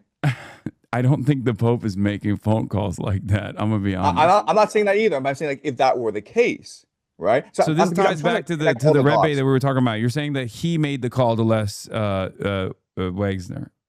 It's never that simple. He told someone to go tell someone to go tell someone to go tell someone, and then Lex Wexner did that. It's like circles and circles. It's never that like simple, right? It's not like Rebbe Okay. Sneerson, right? It's like Rebbe Sneerson's like, like basically saying, I bless this man, Jeffrey Epstein, right? Word gets out to someone else, and Lex Wexner's like, oh, well, if Jeffrey Epstein is approved by Rebbe Sneerson, then I can give him power of attorney and I can develop him fully to his potential, right? I think these things are much more amorphous, much more ambiguous than people appreciate, and that's why, like, if you actually talk to these people, they think you're nuts if you point out the connections, right? I mean, not really. There's again, there are a lot of religious leaders that people show support to. I mean, I think Zora Mamdani went to the Red Bay's grave too. It's like it's just a thing that you Really? do because you're Really? yeah, it's a thing that you I didn't know do. that. Yeah, it's a thing that you do in order to gain favor from different constituents that are going to go out and vote. It's just like it's the same as like going to the when you're Michael Bloomberg went to the same mosque that Zohran Mamdani went to. That doesn't mean Michael Bloomberg is like secretly Shia Muslim now. You know what I mean? It's just a way to signal your support to these different groups in a relatively diverse environment like New York. And Milei, so, Javier Milei is also a bit of a weeb for Judaism. Kaya, what are you doing, girl? But that's a separate situation, I think. Having said that, once again, there is a reason, as I was trying to say, that there are a lot of like Latin American leaders that show support to Israel. But I don't think it's like some secret messianic Jewish conspiracy, but rather it's a way to signal support for Western foreign policy, specifically why American are there foreign policy that you will be a loyal servant to. why are there so many IDF soldiers in Argentina? I don't know, vacationing is, or there's the Patagonia Yeah, yeah, fires, yeah, right? That's what you're. yeah. Yeah, I don't know the exact details of what's going on there, as far as like what may have taken place, but as far as as far as land grabs or whatnot, I don't know how that I don't know how that translates to again some kind of like grand Jewish conspiracy. I'm not saying there's a grand Jewish conspiracy. I never said that. I'm not saying they control the world. I'm not saying they're conspiring to control the world. All I'm saying is there are forces at play. And once these forces converge together, this offers you a better insight into how geopolitics works than the simple dialectic materialism. That's all I'm saying, Mm. right? Because like the very station is just a thought experiment, right? I'm trying to figure out. I never met this guy. I know nothing about him.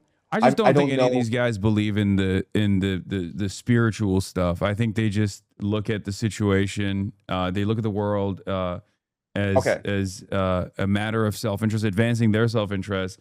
And many powerful people in positions of power, they're not in like secret societies or whatever. They're pretty open about their ambitions. They don't do it in like cigar filled rooms. They do it at Davos. They do it at G10 summits where they get okay, together and they just say, "Look, this is our." We have to maintain control over the Middle East. Iran is a sovereign nation, and as a sovereign nation, it presents tremendous destabilizing power against Israel, which is our unsinkable aircraft carrier in the region. That is a destabilizing force.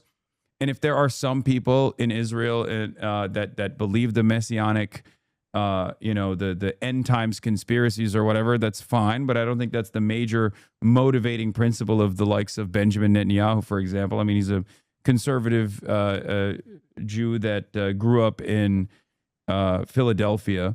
So I don't think that like he's a firm and committed believer in that. I think he just wants to leave a lasting legacy and expand the boundaries of Israel. That's what I think okay, he's doing. And it just right, works. okay, These interests coalesce with America's interest in the region.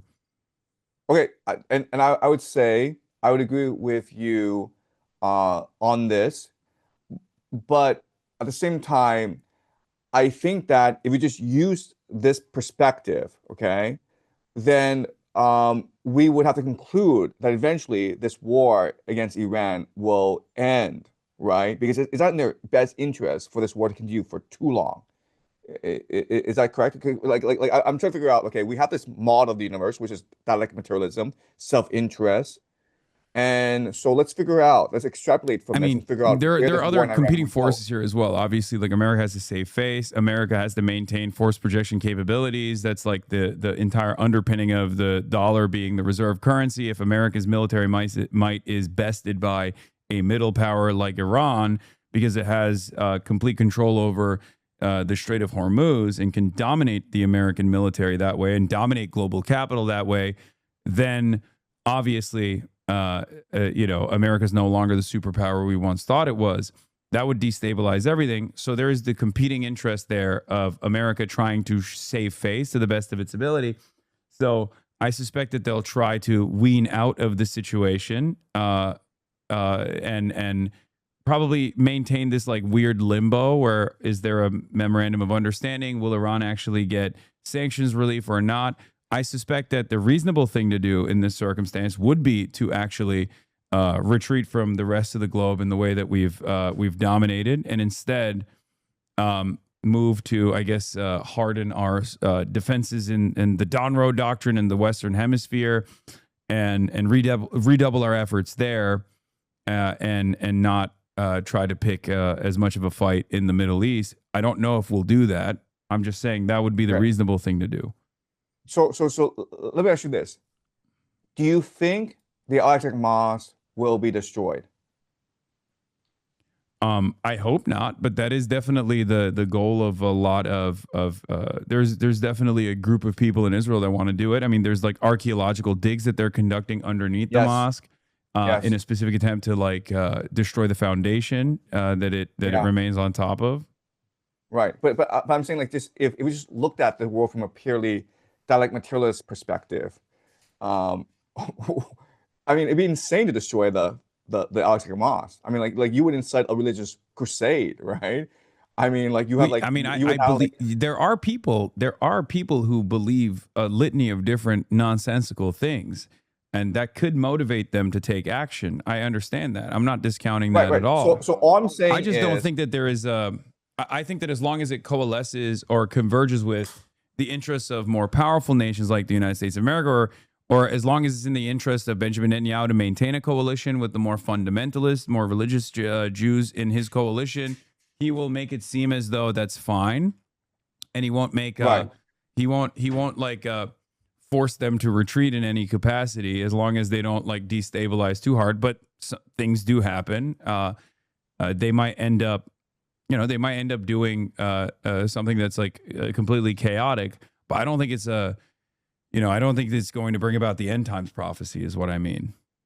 Okay, all right. So I think here you and I would agree where maybe we can use economic self-interest to explain 95%, right? But then there's this unpredictable religious fanatical element to it, maybe 5%, that changes the vector of events, right? So if there were no religious fanaticism going on, okay, we can predict how this war will end up. But because there are these religious fanatics, maybe 5% of the population, and we're talking about like both in the United States, in Israel, in Iran, these are just religious fanatics, and they want this war to achieve their end times prophecy. And you and I agree, like they probably won't achieve their end times prophecy, okay? But that doesn't mean they won't try. And because they'll do certain things, then these events will basically become catastrophic, right? So I think right now the war is containable. Um, but if the Al-Aqsa Mosque is destroyed, right, then all bets are off. Like we don't know what's gonna happen now.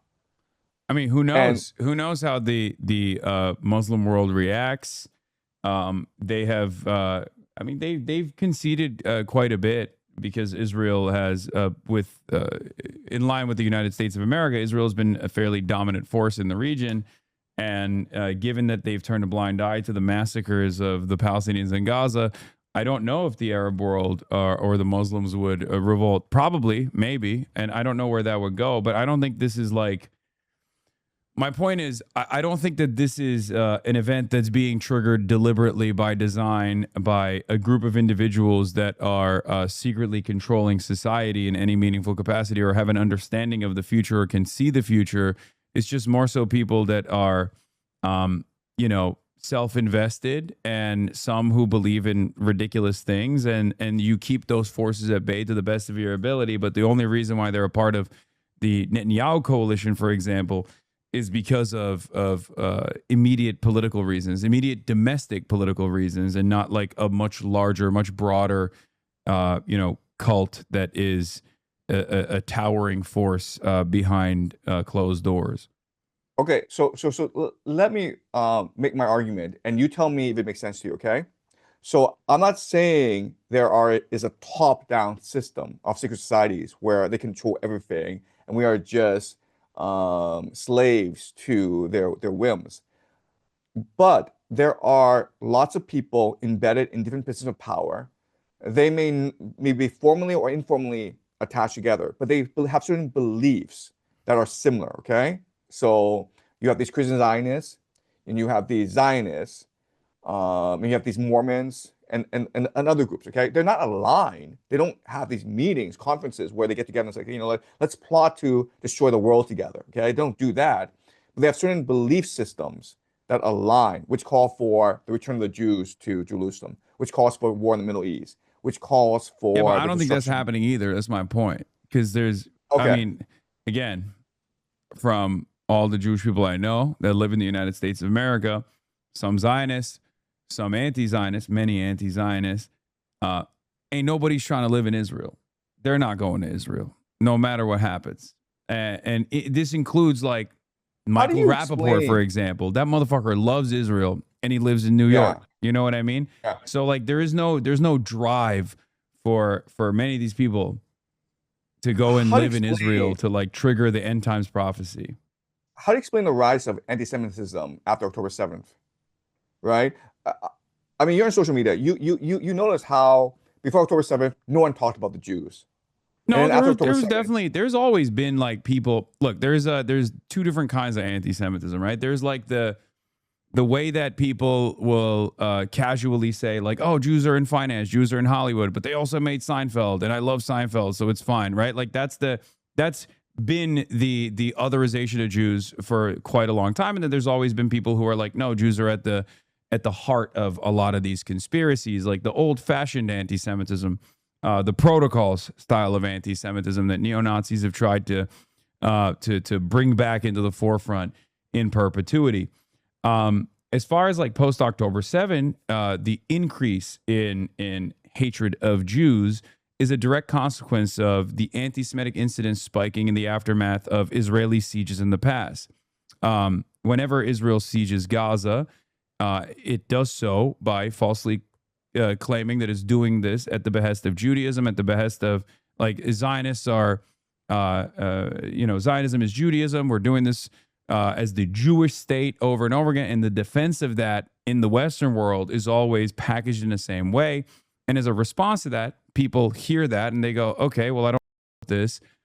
So maybe all of these people that are in positions of power that happen to be Jewish are actually bad, and they're demonstrating dual loyalty, right? And that's how it builds. That's how anti-Semitism grows. And as a matter of fact, many people who were prominent neo-Nazis, been deplatformed on numerous occasions, have taken advantage of Israel's newfound unpopularity in the Western world to push for this idea that all of these Jews they're all single-mindedly in defense of I'll, Israel. And there are plenty of American Jews, there's plenty of American Zionists that will actually say this over and over again, that will teach people this falsehood, this idea that all Jews are single-mindedly invested in the development of the Greater Israel Project, when that's not the case. And okay, institutions so also do this as well, like synagogues that do settler fairs and advocacy organizations like the ADL that will then go around and go on television and say that all prominent critics of Israel are anti-Semitic. okay, so I'm not plugged into social media as as well as you are, and I'm based in China.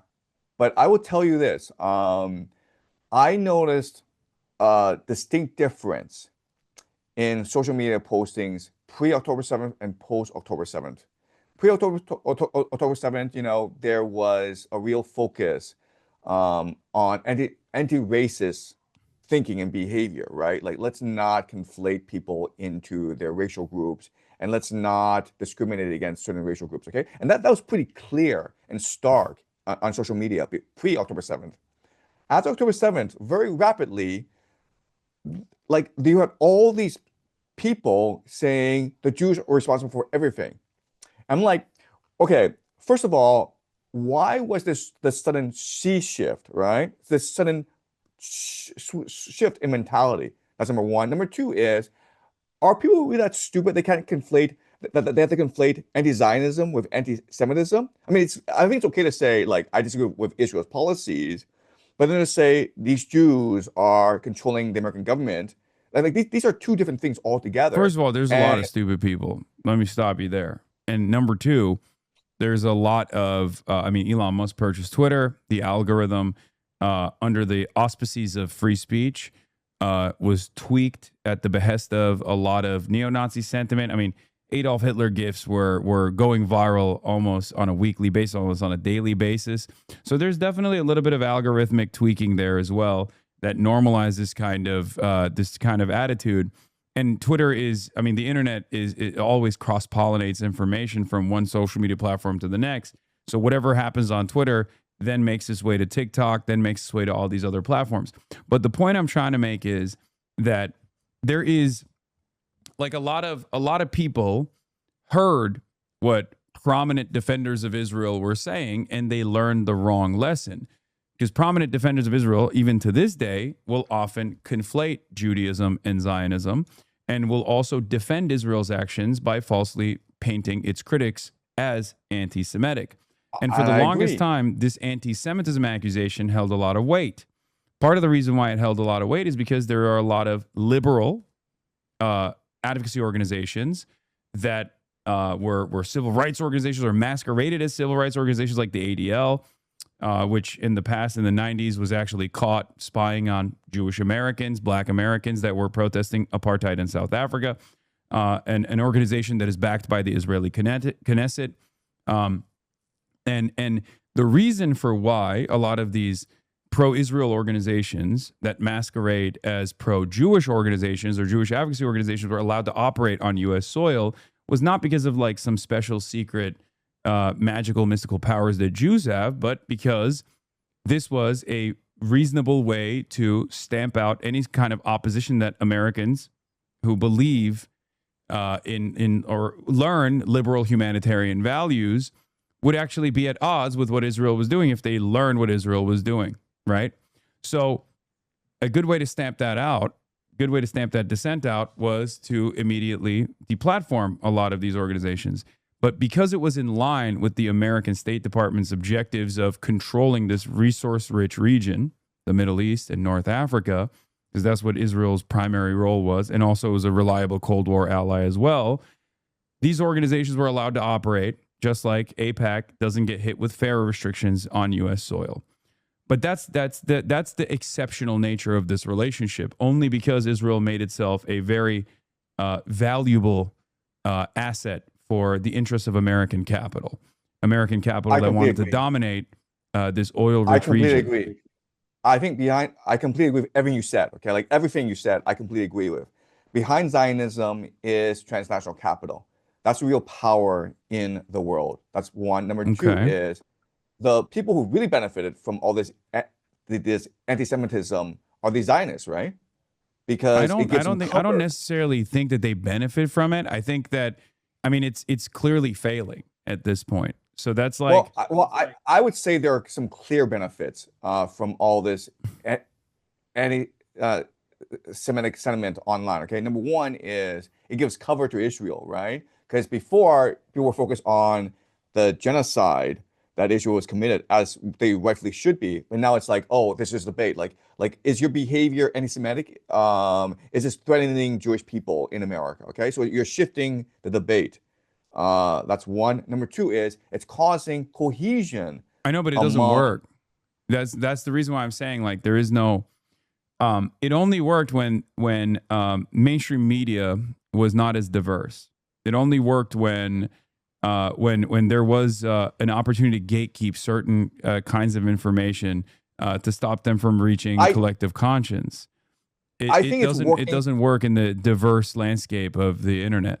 I think it's working for two demographics that are key to the Greater Israel Project. The first demographic are the Jewish people themselves. It's causing a lot of cohesion and unity among the Jewish people. Even those Jews who are secular and who have criticized Israel in the past, they recognize that it's very important to maintain unity.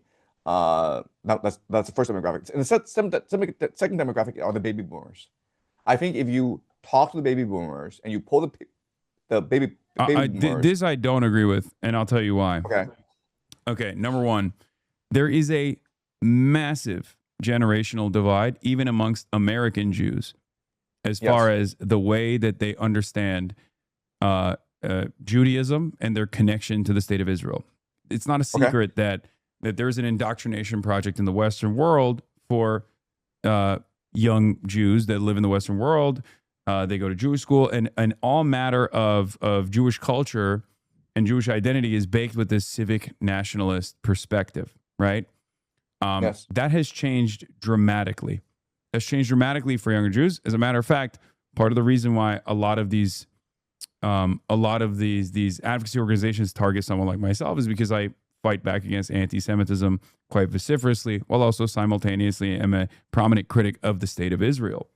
And a lot of these advocacy groups understand that someone like Nick Fuentes has no capacity to actually change the minds of young American Jews and break through the Zionist indoctrination, whereas someone like myself does have that capacity, which is why Jonathan Greenblatt will talk about me, and I'm sure he's going to have a field day with this conversation as well, for hours and hours on end on television, as opposed to talking about actual anti-Semites like Nick Fuentes or even Candace Owens, who will go back to this monolithic organized Jewry theory that I oppose. So that's number one. Number two, there's also the way that even boomers now see Israel, with the exception of some Christian evangelicals and maybe some of the older Zionist Jews. Most Americans and most people in the Western world, unlike the rest of the world, had never actually viewed Israel as a pariah state. The rest of the world always did, right? They understood that Israel was a settler colonial operation. It's a vestige of American empire. But now, even those in the Western world, given the barrage of heavy-handed accusations of anti-Semitism, demands of deplatforming, demands of cancellation, demands of like losing your job, and maybe even imprisonment in places like the UK, have created tremendous enmity towards the nation state of Israel. So I think Israel got far too comfortable in the last multiple decades, where it was where it had the capacity to influence domestic policy, and it thought that it could continue operating in the ways that it does in the Western world, and it has actually backfired spectacularly, which is also the reason why you're seeing a lot of Western governments take a much more heavy-handed approach in combating any kind of criticism of Israel in ways that we thought previously were impossible to govern around. They've overplayed their hand. And so I don't think that I think that Israel's popularity has actually gone down. It hasn't gone up. And it's actually going to have a devastating consequence for the Zionist project in the next decade.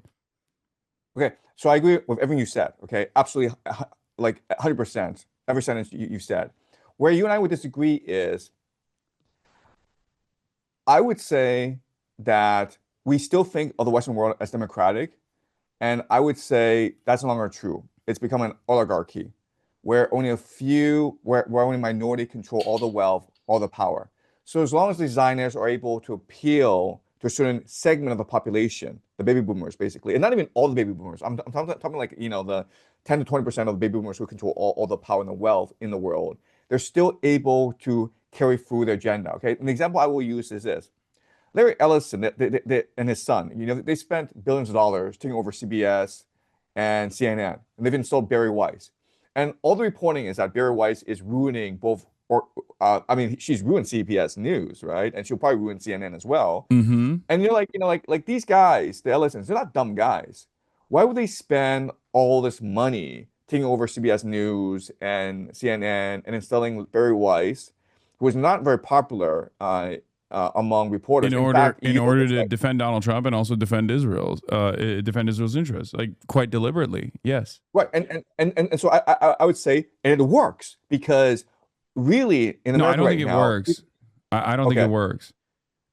It doesn't work because there's already a crisis in confidence in mainstream outlets already. That's part of the reason why people are actually much more, people are approaching this issue much differently. This crisis How? has been brewing. There's a legitimacy crisis in mainstream media. It's been brewing since the Iraq War, when New York Times and all these other outlets, at the behest of the American State Department, lied to the American people, told them that there were WMDs, we had to go to war. It created a massive fissure in the way that Americans saw mainstream outlets. Then during COVID, there were a lot of people who did not agree with the perspective of epidemiologists, and the media was trying to do their very best for the public good. So in that instance, they weren't literally lying to the American public. They were just doing their very best. They were, operating as the fourth estate. That still created a massive fissure. And I think that the last 3 years, the way that mainstream outlets covered this genocide versus the way that people could see this genocide unfold in real life in front of their eyes on social media also increased that division, and it almost collapsed the legitimacy that people have for mainstream media in its entirety. So now this purchase of CBS or the purchase of TikTok and all the algorithmic gaming is not going to be able to combat the enmity that people have towards Israel. Okay, so let's talk about Thomas Massie, right? This is an incumbent who is very popular, and who has done a lot for his constituents.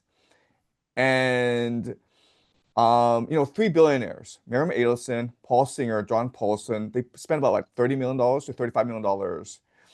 And there's only one demographic that opposed Thomas Massie, and it's the baby boomers. So you would think, just given this, you would think Thomas Massie would win the primary easily, right? And I actually thought that he would win the primary easily, yet he lost by 10 points. Yeah, I mean, it's a cult. Republicans are a straight up cult. They're unbelievably cult-like. Donald Trump hates Thomas Massie because Thomas Massie does the Epstein files. Thomas Massie's a major critic of Israel. Donald Trump wants to reassert his influence over the party. He puts Thomas Massie in the crosshairs. There's also $35 million in ad spend. And yes, baby boomers do watch television, and they are very malleable. And all of a sudden, Thomas Massie is eliminated, right? Right. And I would say Washington, D.C. is a bubble right now where the people there basically are aligned on many big topics, right? Especially Israel. Section 219 of the National Defense Authorization Act, it's passed, and now you will see a slow merger of these two militaries, right? Israel and the United States, and they're doing this, as you point out, because like they need a pit bull, they need Israel in order to secure American interests in the Middle East, and this is a way to circumvent congressional oversight, right? So I'm saying, like, given these trends, given what happened to Thomas Massie, given the NDAA, given the fact that Washington is essentially a bubble that they all think alike, whether it's Democrat or Republican, like look at what Chuck Schumer has said about Israel, right? What reason do we have to be optimistic that there is going to be a turning of the tide against Israel?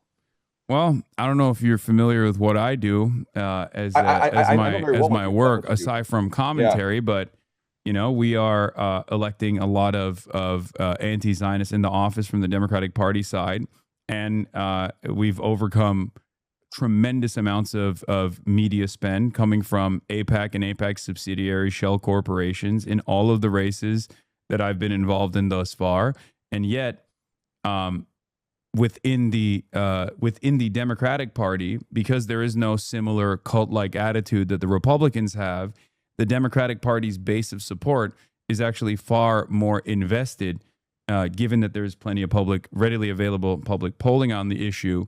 There is a lot of appetite for anti-Zionist, anti-Israel sentiment within the Democratic Party, which is precisely the reason why, in spite of the millions of dollars in ad spend within the Democratic primary system, prominent critics of Israel are getting elected. It's actually created a massive crisis within Washington, D.C. They're constantly talking about how they have to do away with this democratic socialist movement in their ranks.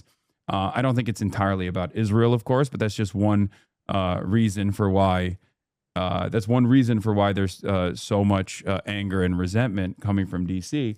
But at the end of the day, if Israel was this all-controlling entity, or if there was any sort of like cult that was gaming the system behind closed doors, then this kind of stuff would not happen. It would not happen in any way, shape, or form. People would just end up mysteriously losing these sorts of elections and whatnot, and there wouldn't be any sort of like established movement that's harnessing the current anger and resentment people have with the way that Washington D.C. Is operating in line with Israel's interests.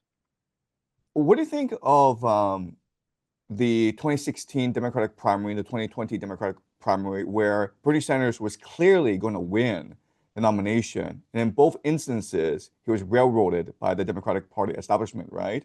And we know in 2016, because of the leaked emails, right, where the Democratic Party establishment was conspiring I mean, against they did Bernie it Sanders. openly too. They did it by way of media as well. And in 2020, the same thing happened where Bernie Sanders had won Nevada, and he was clearly going to win the nomination because there was so much energy and organization behind him. And then Super Tuesday, they all rallied behind Biden. And like 2 months prior, the Democratic Party establishment was like, he can't possibly win, so we need either Pete Buttigieg or Kamala Harris. Yeah, boomers Right? are high propensity voters. They vote in the primaries, and they are slammed to their TVs, and they were much more malleable, much more persuadable about the electability argument. That's actually a key difference in this election cycle right now. We don't know where this will go, and I'm sure the Democratic Party will do everything in its power to make sure that the establishment continues to maintain its grip on power. But this kind of deliberate sabotage that was implemented in the DNC system in 2016 and 2020 is going to be a much more difficult terrain for the Democrats to put forth, given that there is, one, a lot more diversity in people's media diets, a lot more interest in actually putting people into positions of power that will, combat the relationship, the pre-existing relationship that America has with Israel, and we're just better organized this time around as a consequence of all of those failures that we went through in the last 10 years, in the last decade. And I think that is the reason why it's very different this time around, hopefully. There could still be failure at the end of the day, but, we're just going to continue organizing around it. I want to go back to 2020 and look at the sort of like conspiracy against Bernie Sanders, okay? Because like let's look at what happened, okay? So Bernie Sanders had already won Nevada by a landslide, okay? And then what happened was a series of events. First of all, Barack Obama did a call in to a radio show in South Carolina. James Clyburn then endorsed Biden. Then the nominees started to drop out. Amy Klobuchar, Pete Buttigieg, they all dropped out together. And what's really important is Elizabeth Warren stayed in the race, thus splitting the left vote, right? And when people were like, like Elizabeth, like I thought Bernie and you were friends. Like, why are you staying in the race? Well, and I mean, we knew that wasn't the case, but exactly, right? So I'm saying like there's massive coordination behind the scenes, right? You need someone like Barack Obama in order to make all this happen. So given that Barack Obama sabotaged Bernie Sanders in 2020, and given the fact that Barack Obama still remains the most popular Democrat in the United States right now, he's still the most powerful Democrat in the United States right now, what makes you think he won't do this again? A couple reasons. One, it depends. There are very popular figures now on the left, and their popularity is only going to continue growing. That could potentially happen. That could potentially happen where Barack Obama could move in at the last second and turn around and try to game out the system again. I just don't think that the infrastructure there remains, because the appetite from the base of support is very different. Like the appetite from the base of the Democratic Party, the high propensity voters that comprise like the backbone of the primary system, they do not believe in the electability arguments that was presented by mainstream media any longer. That's the only reason. I don't think if Barack Obama intercepted these current primary races, for example, if he were to come in and say you have to vote for this person over this other person, I don't know if he would have the same level of influence capabilities. Because there are other figures that are also very popular within the movement, and there are also other organizations that are growing in power that are not at the that are not inside of the Democratic Party. They're not accountable to the party bosses, and there is a lot more outside pressure, and people are a lot more aware of the things that took place or the decisions that they made. I talked to a lot of boomers. If you were to ask a lot of boomers, many of them say they voted for Hillary Clinton. They thought Bernie was bad. They thought he was a spoiler. They no longer believe that. They understand that they were wrong about that assessment. And I get a lot of confidence from those conversations that I have with people, and I get a lot of confidence from these elections that I'm seeing, where a lot of people over the age of 65 are voting for random, unknown, very young candidates, Democratic Socialists. And these are high propensity voters that are lifelong Democrats. What do you think of Tucker Carlson and MTG? Because these are both extremely anti-war people who have basically abandoned the Republican Party because they're anti-war. Like how? I mean, how would you perceive these two people in particular? I think Tucker Carlson is very connected to J.D. Vance and Peter Thiel, and therefore he's garnering a lot of legitimacy in the anti-war space. And there are plenty of people who actually believe him and think he's a sincere voice. And he does make a very convincing case in that front, especially against Israel. And regardless of what he is saying, I still think that his ultimate ambition is to either take that legitimacy and lend it to J.D. Vance, or maybe even take that legitimacy into going through with his own ambitions of higher office and maybe even run for president. That's what I think. MTV? But I don't think it's like a real. I mean, I think it's ultimately going to be him lending that credence to J.D. Vance. That's what I think. And I don't think J.D. Vance is actually a critic of Israel in any way, shape, or form. I think he's just performing a role for Peter Thiel. And how about MTG? I think Marjorie Taylor Greene is just, I mean, she's a little bit of a kook. She's a little bit of a crank. Here's the thing. I think both Tucker Carlson and Marjorie Taylor Greene do sincerely think that the violence that they saw in Gaza is unconscionable. I do think that. Having said that, however, I don't think Marjorie Taylor Greene has like any sort of real constituency, because she no longer she abandoned her post, she abandoned the party, and she lost whatever power she could have potentially had as a reliable vote, for example. She probably didn't want to get primaried by way of Thomas Massie. There's a very high likelihood that would have happened to her, but still, she would have still been able to be a vote and a voice before she got primaried. So I don't think she should have retired. But I don't know where she goes from this point on. Maybe in independent media, somewhere like that. But ultimately, I don't think she's like a significant force in American politics any longer.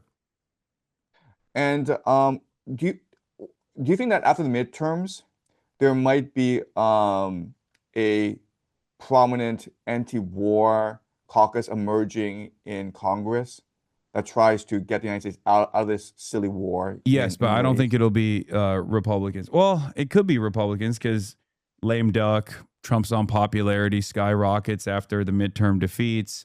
He's not able to achieve the electoral gaming that he wants to set up, abolishing vote by mail, things like that.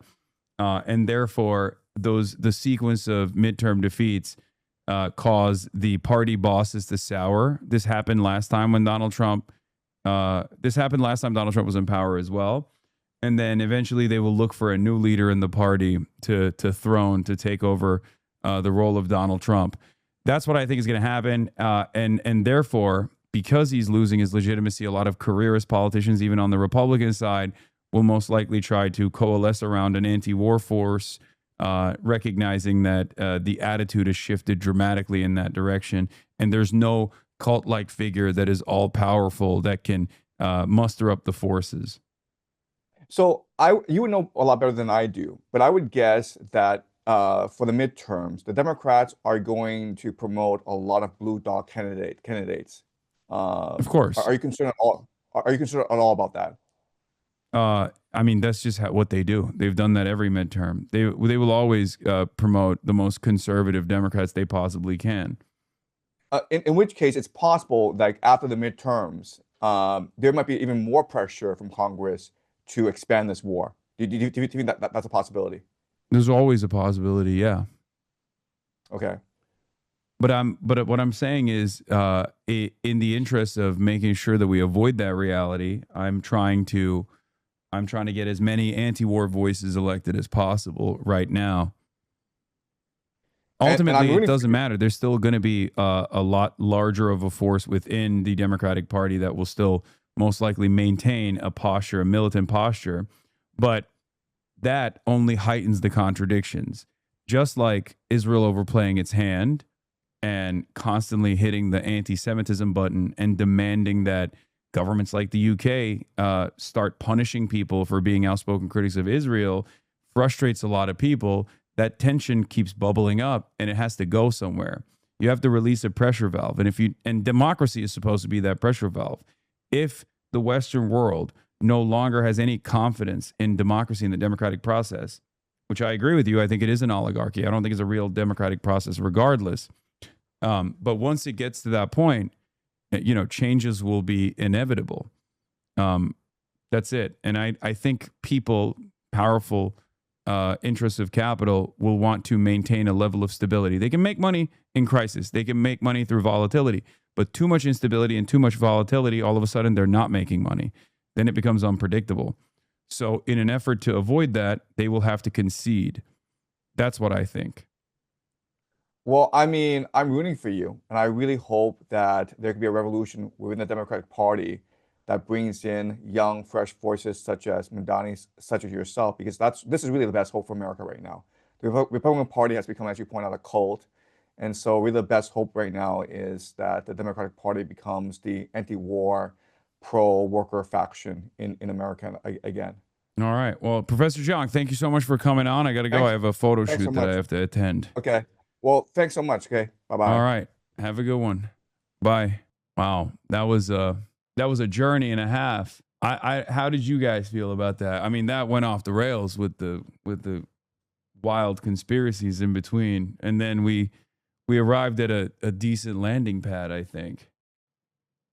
Never do that to us again. I can't believe you didn't ask him about spirit cooking. He is an interesting, he's a roller coaster. We did see the same thing. We did see the same thing happen. He'll have like decent analysis and then he'll package it up with like just wild stuff. We could see the future for a bit, I think. If you said half of what he said himself, you would have been cooked years ago, Lamau. I mean, yeah, I don't believe any of that. Why do you think he does that? I have no idea.